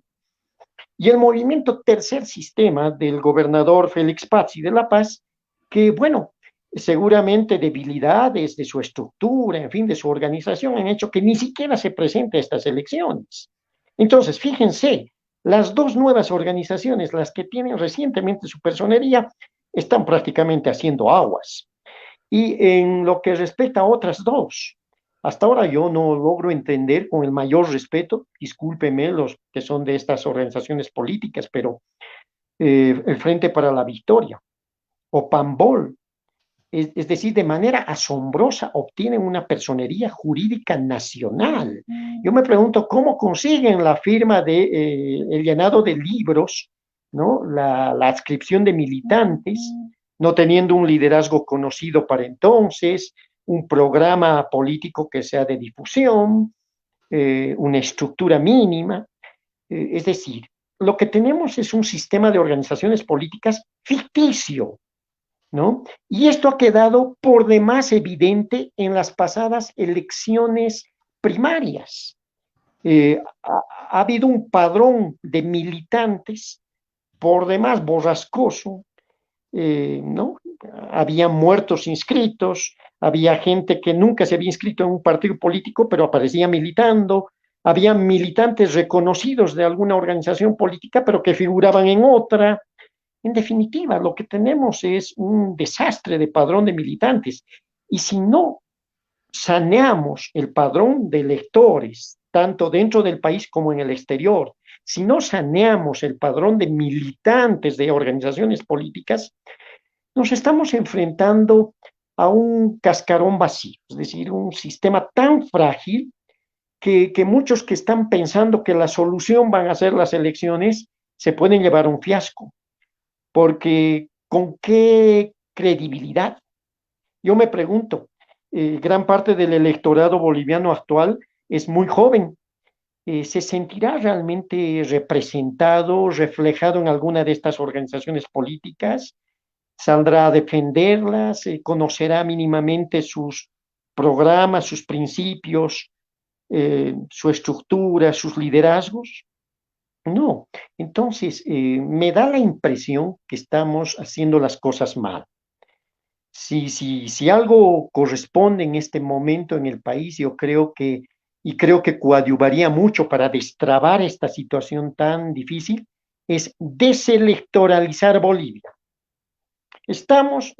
Reconozcámoslo, estamos ante un fallido proceso electoral, un segundo fallido proceso electoral.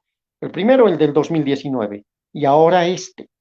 Me temo mucho que el 18 de octubre no hayan las condiciones de salud que posibiliten la realización de las elecciones, ¿sí? Y les voy a dar algunos datos. Estamos ya bordeando los 100,000, los 100,000 compatriotas a quienes se les ha diagnosticado positivamente el COVID-19. Pero además, hace pocas horas, hace no más de 48 horas, en Potosí, se ha presentado un informe de un comité científico en la Federación de Trabajadores de la Prensa de Potosí. Y este informe, ¿qué señala? Que estamos con un 50% de personas que estarían afectadas por el coronavirus, estoy hablando del municipio de Potosí. Pero cuando tú comparas el mapa de casos, resulta que Potosí es uno de los que tiene menos casos en Bolivia. ¿Qué es lo que está sucediendo?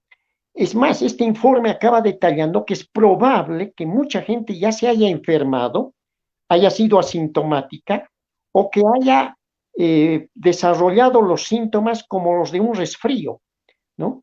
Entonces, no hay reactivos, no hay pruebas, no hay tests. Entonces, las cifras inclusive que estamos manejando distan, en mi criterio, mucho de lo que en verdad debe ser la realidad de la situación pandémica en Bolivia. Entonces, en medio de este escenario, lo que corresponde es deselectoralizar la coyuntura, conformar un gobierno de unidad nacional con un programa realmente de emergencia que atienda prioritariamente la salud, la vida y el plano económico.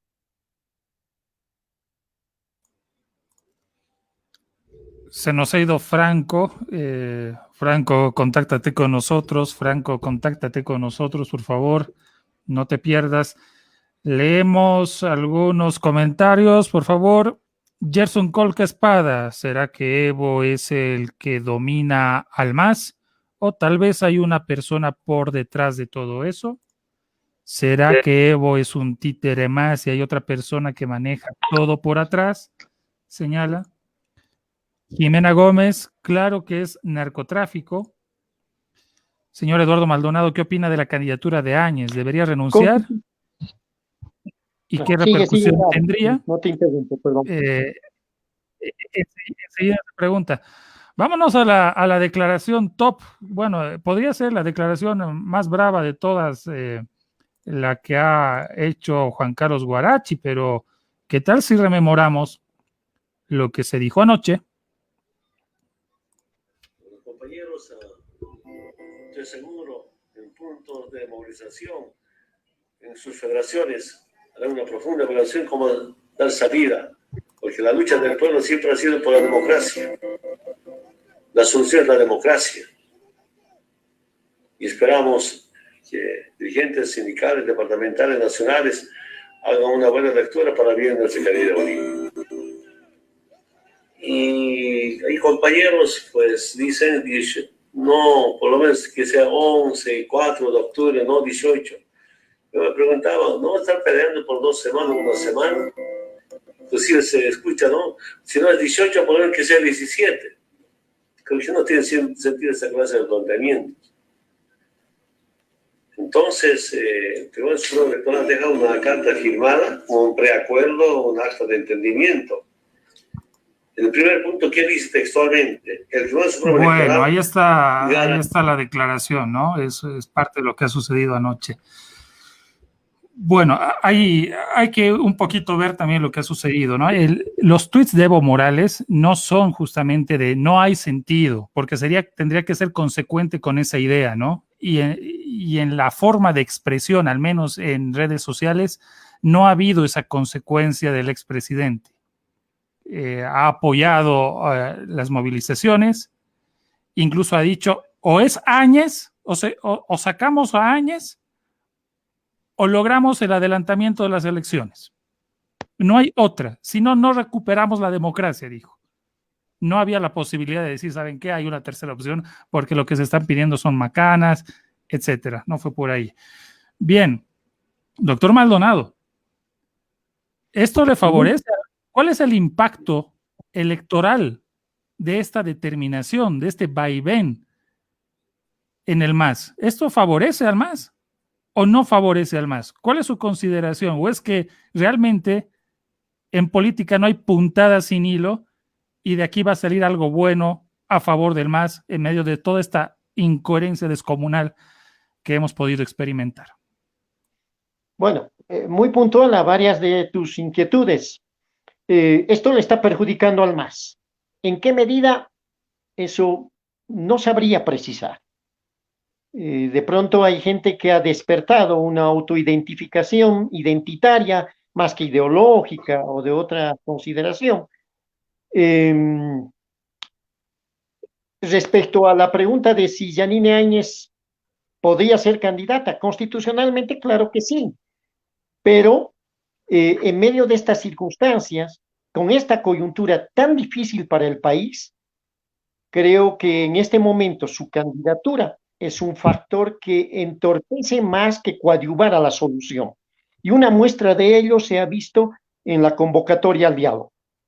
Han estado ausentes varios de los candidatos, lo que es una falta de respeto, finalmente, es la presidente del Estado, presidente constitucional de transición, y en mi criterio deberían evaluar seriamente y considerar la candidatura de ella.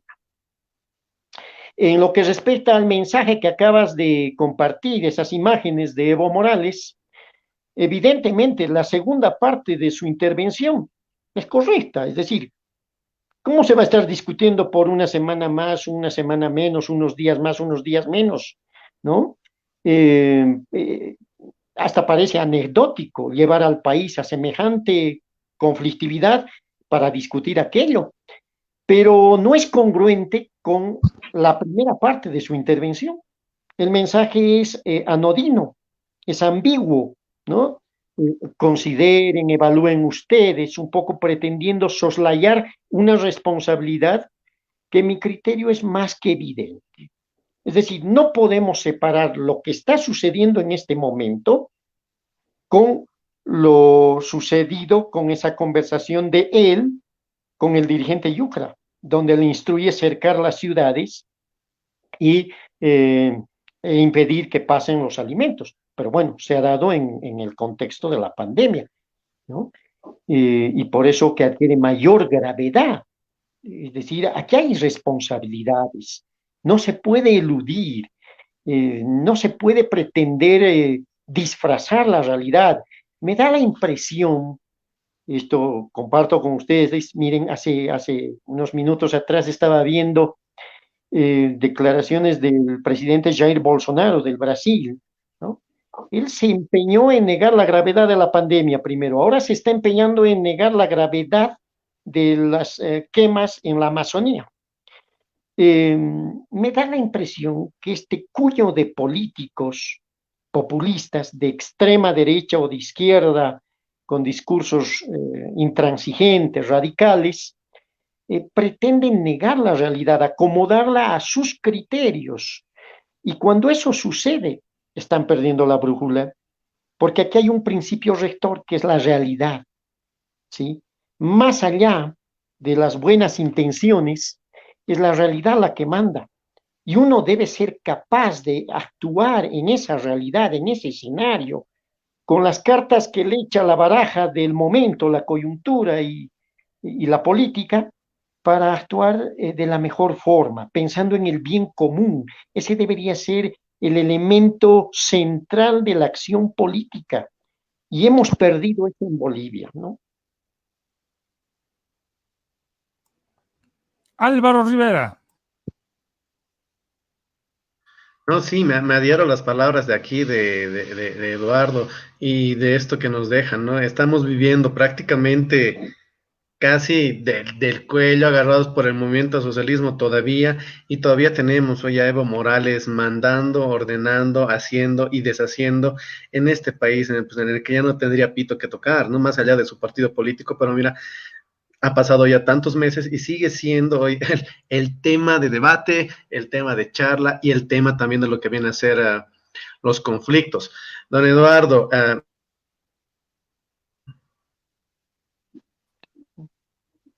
haciendo el 18 de octubre, ¿qué le espera al siguiente gobierno, sea del movimiento al socialismo o sea de algún otro partido? ¿Qué país le espera al próximo gobierno?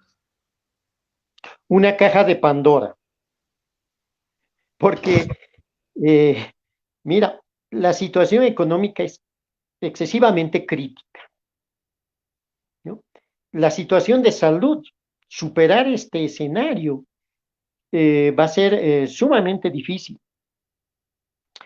Lo primero, lo económico, en medio de un escenario de recesión económica internacional, en medio de un escenario donde nuestros principales socios comerciales, la Argentina, el Brasil, producto del gas, están imponiendo otras reglas de juego. Y no tenemos las reservas suficientes con las cuales poder afrontar estas nuevas negociaciones por el gas. De pronto, recomponer o devolver a la dinámica económica ese aparato económico y productivo que ha quedado paralizado va a tener un costo adicional. Miren, yo les estoy hablando desde Potosí, a más de 4.000 metros sobre el nivel del mar, y una de las actividades más allá de la minería, sin duda una de las potencialidades de esta región es el turismo, ¿no?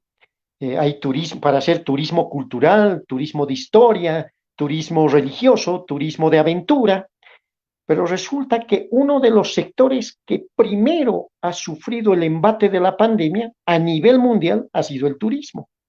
Entonces, Si no ponemos las cosas en claro, si no priorizamos lo que en verdad corresponde hacer, y eso requiere un acuerdo político nacional que sea patriótico, que involucre compromisos y renunciamientos, si no avanzamos en esa línea, me da la impresión que de darse las elecciones el 18 de octubre, que tengo mis serias dudas, lo que vamos a tener es un parlamento donde no haya una mayoría que permita gobernabilidad.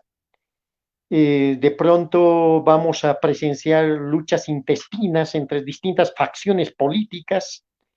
El MAS seguramente ha de seguir jugando su espacio parlamentario, disminuido, pero al fin y al cabo seguramente va a tener nomás una representación apreciable de ese futuro parlamento.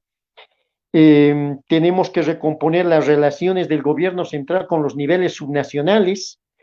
Tenemos que ser capaces de reconstruir un nuevo pacto fiscal que priorice la educación y la salud, pero además que ese pacto fiscal genere condiciones y oportunidades para todas las regiones. Cómo nos duele mirar que de pronto, inclusive en los medios de comunicación nacionales, la mirada se va estrechando solamente al eje central, olvidándonos del norte y del sur, de las regiones fronterizas, ¿no? De la periferia en el mapa del país. Entonces, habrá que discutir inclusive un tema que va a ser sensible, el tema del litio, ¿sí?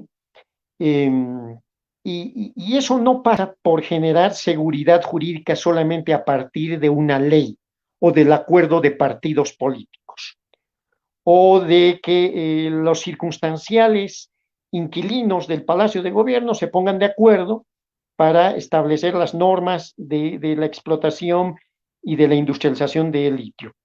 Tiene que pasar fundamentalmente por un acuerdo del nivel central con las regiones productoras, ¿no?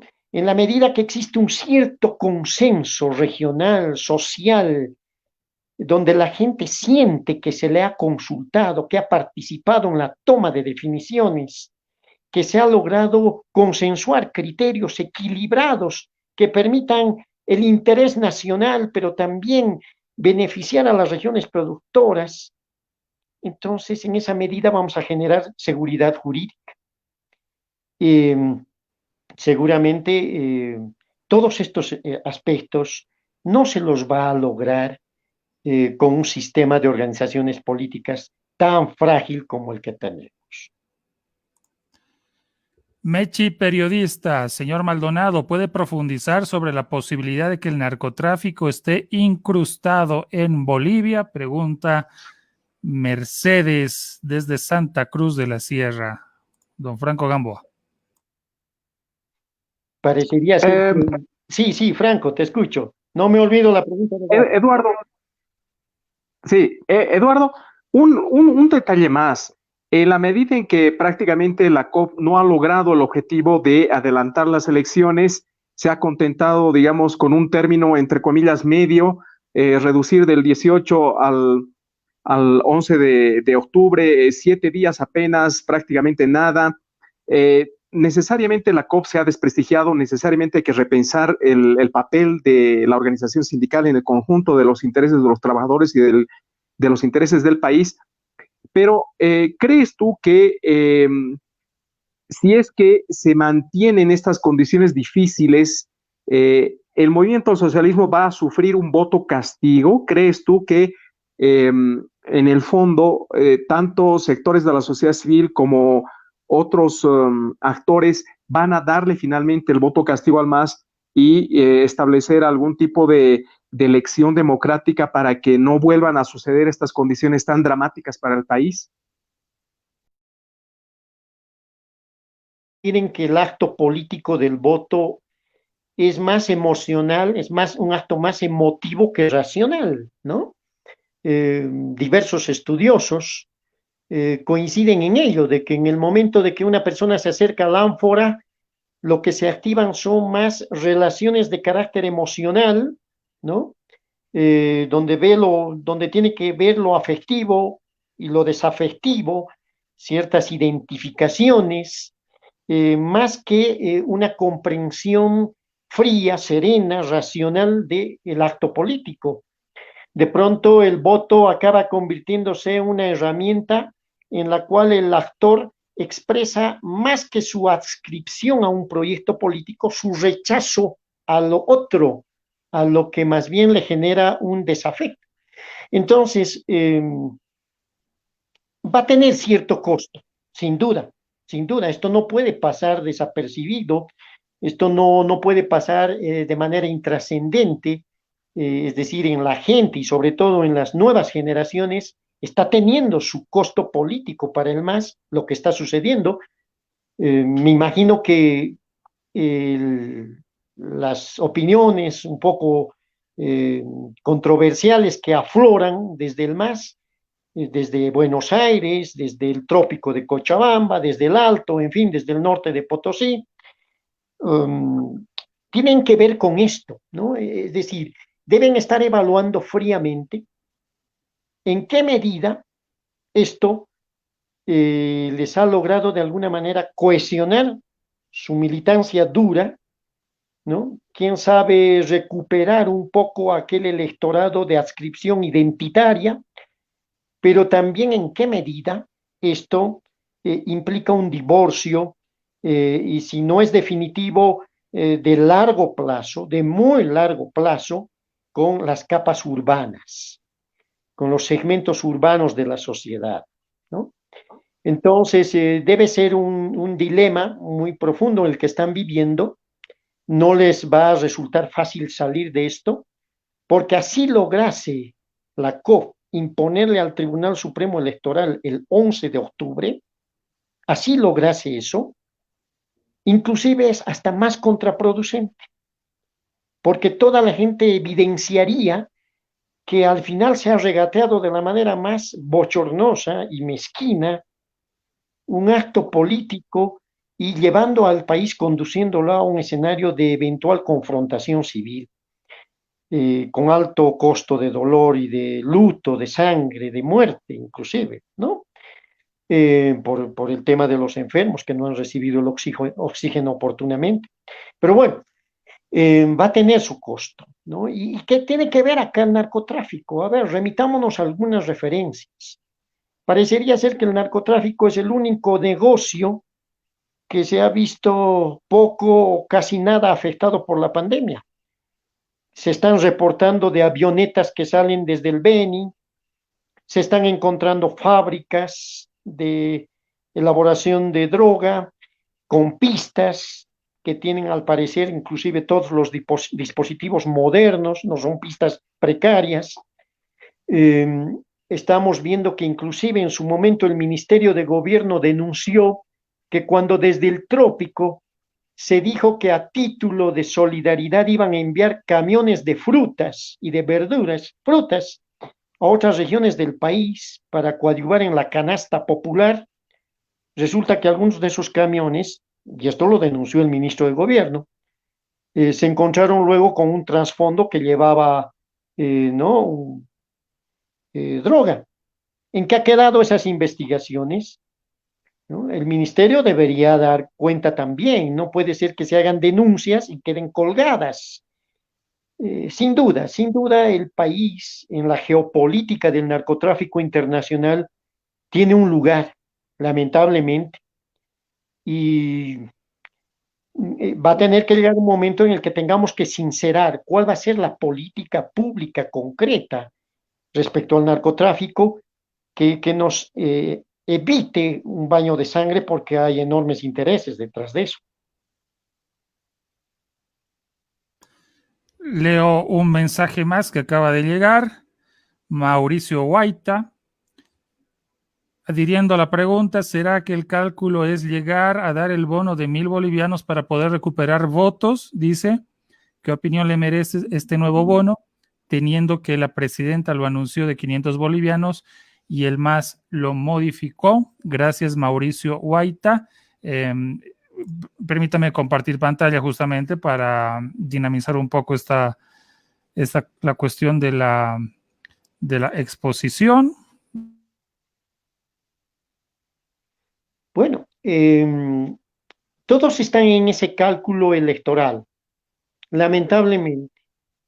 No están mirando el escenario en grande, no están mirando lo que viene después, es decir, todos están desesperadamente en una lucha electoral. Y aquí me preocupa el hecho que las distintas expresiones políticas que surgen de las movilizaciones de octubre y noviembre no le están haciendo no están honrando debidamente la lucha de las pititas, de los pititas, es decir, la lucha del pueblo boliviano. A ver, recordemos, en octubre del año pasado, y esto los políticos no lo están considerando, de alguna manera ha surgido una nueva agenda de octubre, así como surgió en octubre del 2003, cuando se derrocó a Gonzalo Sánchez de Lozada y tuvo que salir huyendo del país. Así también en octubre del 2019, a través de los cabildos, se ha gestado una nueva agenda de octubre. Recordemos algunos elementos del cabildo que hubo en Santa Cruz de la Sierra, el cabildo que hubo en La Paz, el cabildo que hubo aquí en Potosí, y hubieron otros cabildos más en otras ciudades. Se habló del tema de la salud. Ya entonces en esos cabildos salió el tema de priorizar el tema de la salud de manera presupuestaria, en fin, logística, etcétera, y estábamos lejos de pensar que iba a venir una pandemia. Salió el tema del litio, se dijo, se tiene que ir a una política de explotación e industrialización del litio que beneficie a las regiones productoras. Salió el tema, a propósito de las quemas en la Chiquitania, de que debían abrogarse todas las normas ecocidas, ¿no? Salió el tema, por ejemplo, de un juicio de responsabilidades a Evo Morales. Salió el tema de transparentar todos aquellos casos en los que había denuncias de corrupción, ¿no? De haberle causado daño económico al Estado boliviano. Es decir, se gestó una agenda de octubre, ¿no? Inclusive en esa agenda de octubre del 2019 se habló, a partir de lo que se dijo en Santa Cruz, de que había que profundizar las autonomías, que inclusive había que pensar en discutir un sistema federal para el país. Ojo, habrá que analizar, pero está en los planteamientos, en las decisiones de los cabildos. Y si recordamos el artículo 11 de nuestra Constitución, la forma de gobierno en Bolivia dice la República de Bolivia. Ojo, la Constitución Política del Estado actual dice en su artículo 11, la República de Bolivia reconoce, ¿no?, el sistema democrático. Pero además, cuando habla de nuestra democracia, habla de la democracia representativa, esta que se hace con el voto para elegir autoridades, de la democracia comunitaria, que es aquella que de larga data ancestral, que es por el consenso para elegir autoridades y la toma de decisiones en las comunidades indígena, originario, campesinas del país, y la democracia directa o participativa, que entre otras incluye los referéndums, incluye los cabildos, ¿no? Entonces, estamos hablando de que se ejerció democracia en medio de ese escenario tan convulso que precedía al 20 de octubre. Y me sorprende que ninguno de los candidatos haya decidido asumir esa agenda o por lo menos plantearla para el debate, ¿no? Es decir, tenemos una ausencia de liderazgos que den con la talla en este momento. Me da esa impresión. Bien, yo he vuelto, estaba fuera unos segundos y volví, estoy medio paralizado, pero bien, quiero mostrarles, por favor, lo último en reportes. Aprovechamos la presencia de Eduardo Maldonado con nosotros, ha salido el reporte y los contagios para hoy. Esto es lo último. Atentos, 1,743 casos. La Paz 813, Santa Cruz 232, Tarija 198, Chuquisaca 149, Cochabamba 145, Potosí La querida Potosí, 120 casos.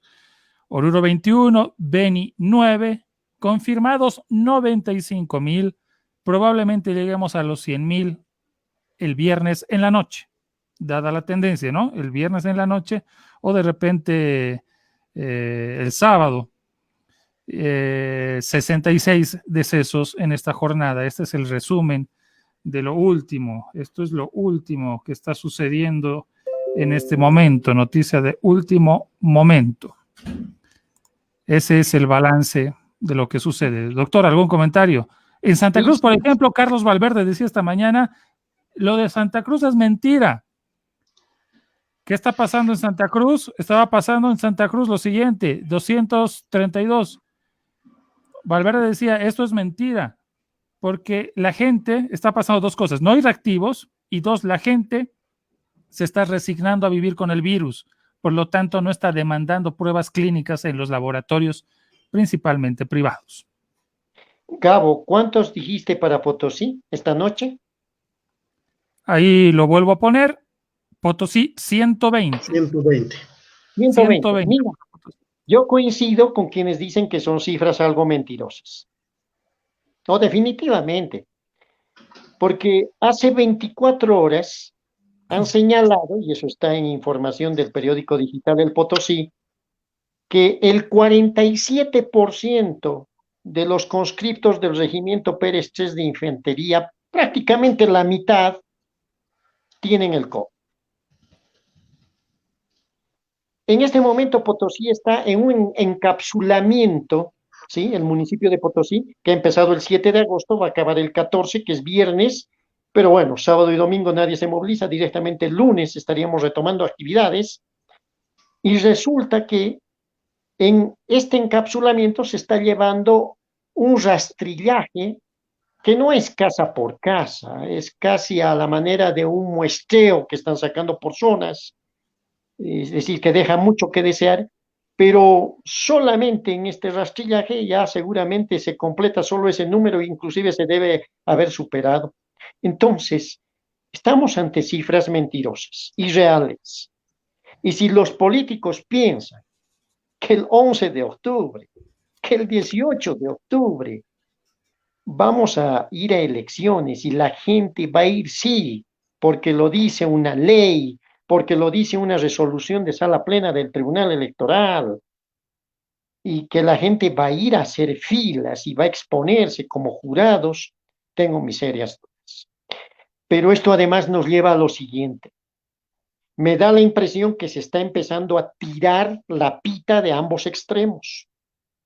En la medida en que se va demorando el diálogo, el consenso, por un lado, hay ya pronunciamientos que exigen la renuncia inclusive de la presidente, no a la candidatura, sino a la primera magistratura. Y por el otro lado, hemos tenido pronunciamientos de la Asamblea de la Cruceñidad que le dan sus 48 horas, si no me equivoco. El movimiento cooperativista minero ha dado 48 horas, es decir, de pronto todos se sienten en la prerrogativa de dar, piensan que tienen la prerrogativa para dar plazos a una y otra autoridad, en fin. Todos son un poder del Estado, ¿no? Poderes fácticos que al final pueden acabar despedazando el país si es que no se impone un sentido de cordura, ¿sí? ¿Y quiénes están llamados para eso? Aunque tengamos que encerrarlos y tapiarlos, perdóneme, solo estoy diciéndolo en sentido figurado, en una sala 4x4 con la suficiente espacio para que tengan distancia social y no se contagien, pero los líderes políticos son ellos. De ellos tiene que salir la solución.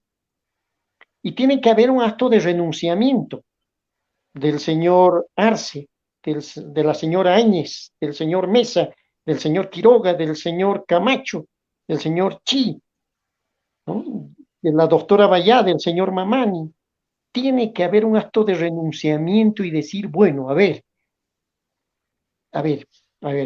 asumamos un criterio científico. Aquí no puede ser a capricho de estos segmentos partidarios que pretendan imponerle al país un evento de tal trascendencia. Veamos lo que ha pasado en República Dominicana. Han ido a elecciones y los números se han disparado, ¿no? Entonces, ¿qué mayor prueba? Bien, agradecemos al doctor Eduardo Maldonado, ex senador por el MAS, libre pensante, así se lo llamó en la época, palabras extraídas de Rebeca Delgado, pero también porque las dijo García Linera en una conferencia de prensa en Palacio. Yo estaba ahí a la derecha. En el MAS no hay libre pensantes, todo es el centralismo democrático. Álvaro, tu conclusión en torno a esta entrevista. Enseguida vamos a estar un par de segundos más antes de dar el cierre. Franco, también tu conclusión. Así es. No, bueno, yo coincido mucho con nuestro invitado, con Eduardo. No hay desprendimiento de los políticos, no hay desprendimiento ni de la gente que está en el gobierno, ni de la gente que ahora es oposición, el MAS, los partidos políticos que están aquí para las elecciones. No existe, parece, esa vocación de diálogo, esa vocación de solucionar las cosas. Evidentemente hay un cálculo político al que todos están jugando ese cálculo electoral de ver, oye, ¿qué ficha muevo? ¿Qué ficha no muevo? ¿Voy? ¿No voy? Todo, oye, para captar 1 o 2 votos más. No se está pensando en el bien común que es este país. Y las gracias, más que todo, aquí a Eduardo por estar esta noche con nosotros aquí en Déjame Hablar. Así es. Eduardo, lo propio, agradecerte tu gentileza y el haber podido compartir de manera tan honesta estos análisis políticos.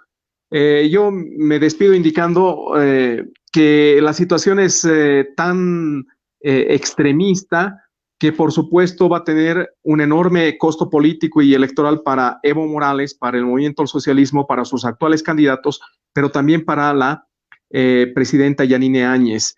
En el fiel de la balanza creo que sus decisiones también han sido demasiado autoritarias. El manejo del poder, el ejercicio en sí del gobierno, desde el Ministerio de la Presidencia y el Ministerio de Gobierno, han sido abusivos y es una mimesis lamentable que este gobierno de transición, que debería haber tenido la firme misión de convocar los gobiernos, ha hecho un remedo, una mimesis de viejas prácticas autoritarias del movimiento al socialismo. Entonces, desde este punto de vista, creo que ambos actores en el gobierno como en la oposición, en el caso de Evo Morales y el MAS, han cometido excesos, abusos que se han enredado mutuamente y han perjudicado tremendamente al país.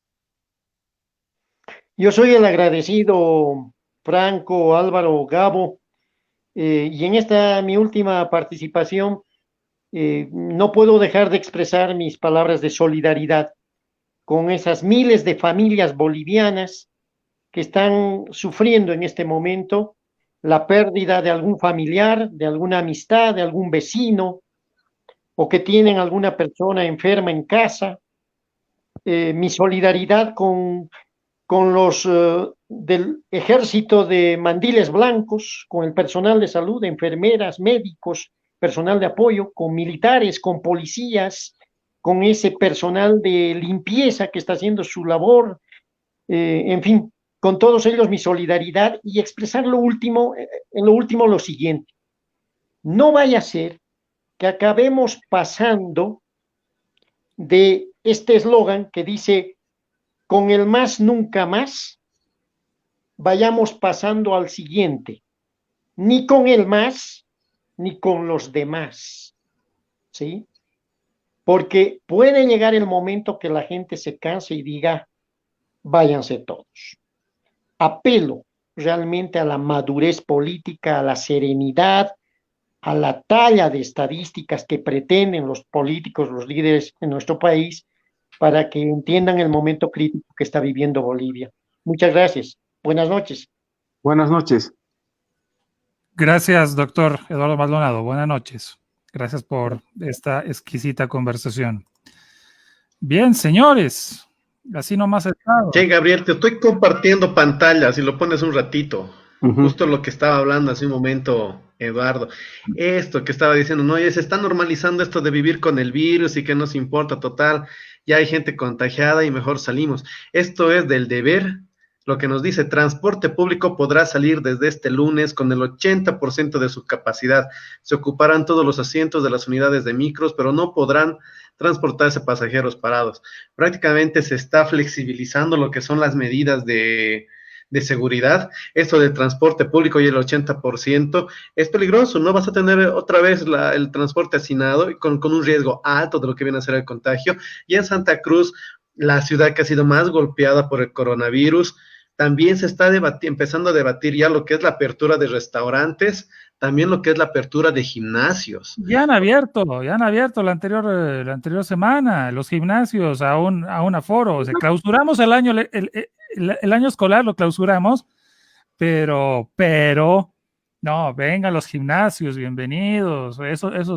Claro, y eso no se controla, ¿no? Y vamos a flexibilizar esa parte. Por una parte, cancelamos el año escolar y por otra estamos reabriendo estos negocios que sí, oye, es jodido que la gente que trabaja en este rubro no lo sabe, pero tampoco se está haciendo alguna reglamentación, no se está viendo de lo que son el tema de bioseguridad, ¿no? Y esto lo del transporte, que lo acaba de aprobar la alcaldía cruceña, es muestra de eso. Es más una actitud populista y algo más de favorecer directamente a la gente que te estás ejerciendo presión. Lo mismo que está pasando en el país, lo estamos viendo aquí en chiquitito, ¿no? Con el tema del transporte, aquí con el tema de elecciones, ¿no? Muevan una semanita más y no jodemos, pero muevan un poquito y dejamos de joder. Allá está lo mismo, ¿no? No vamos a fregar, pero déjenos llevar 80% en nuestros micros, ¿no? Y se abrirán cines, sí, aquí tenemos un comentario más de Gerson, ¿no? Se abrirán también los cines, se está viendo eso también. Ahí está Gerson, se abrirán también los cines.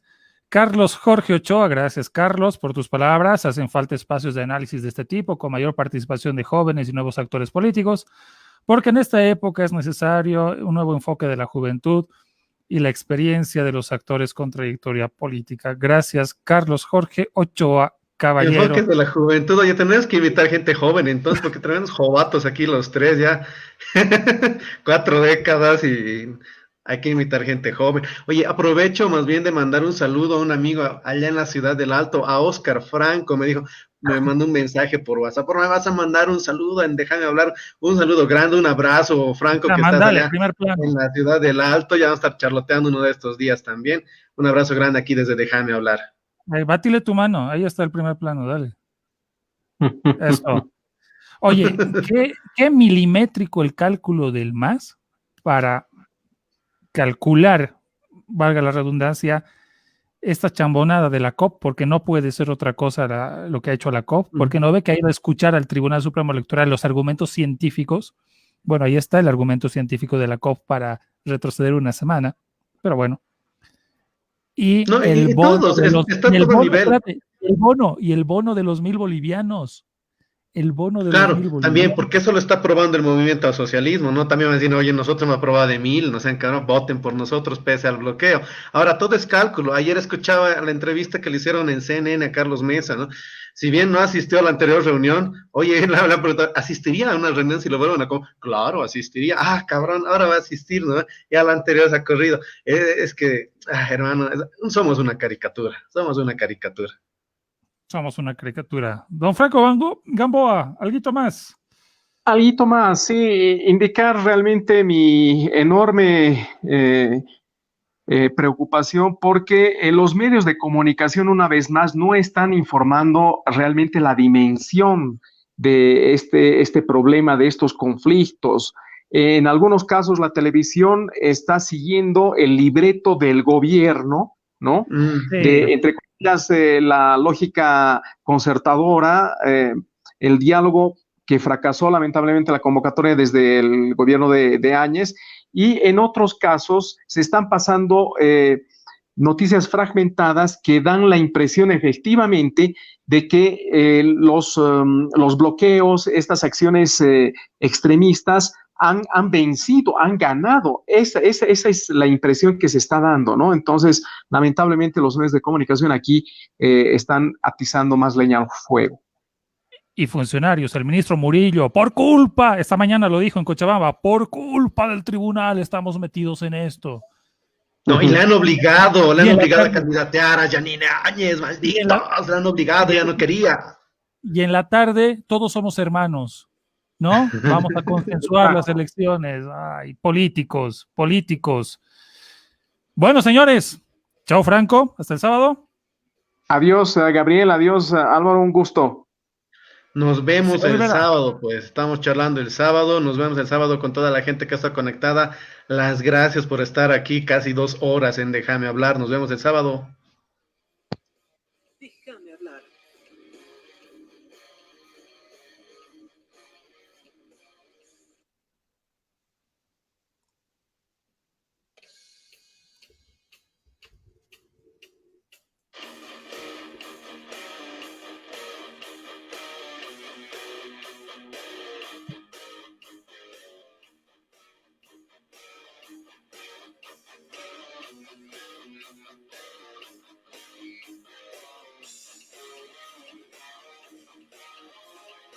Déjame hablar.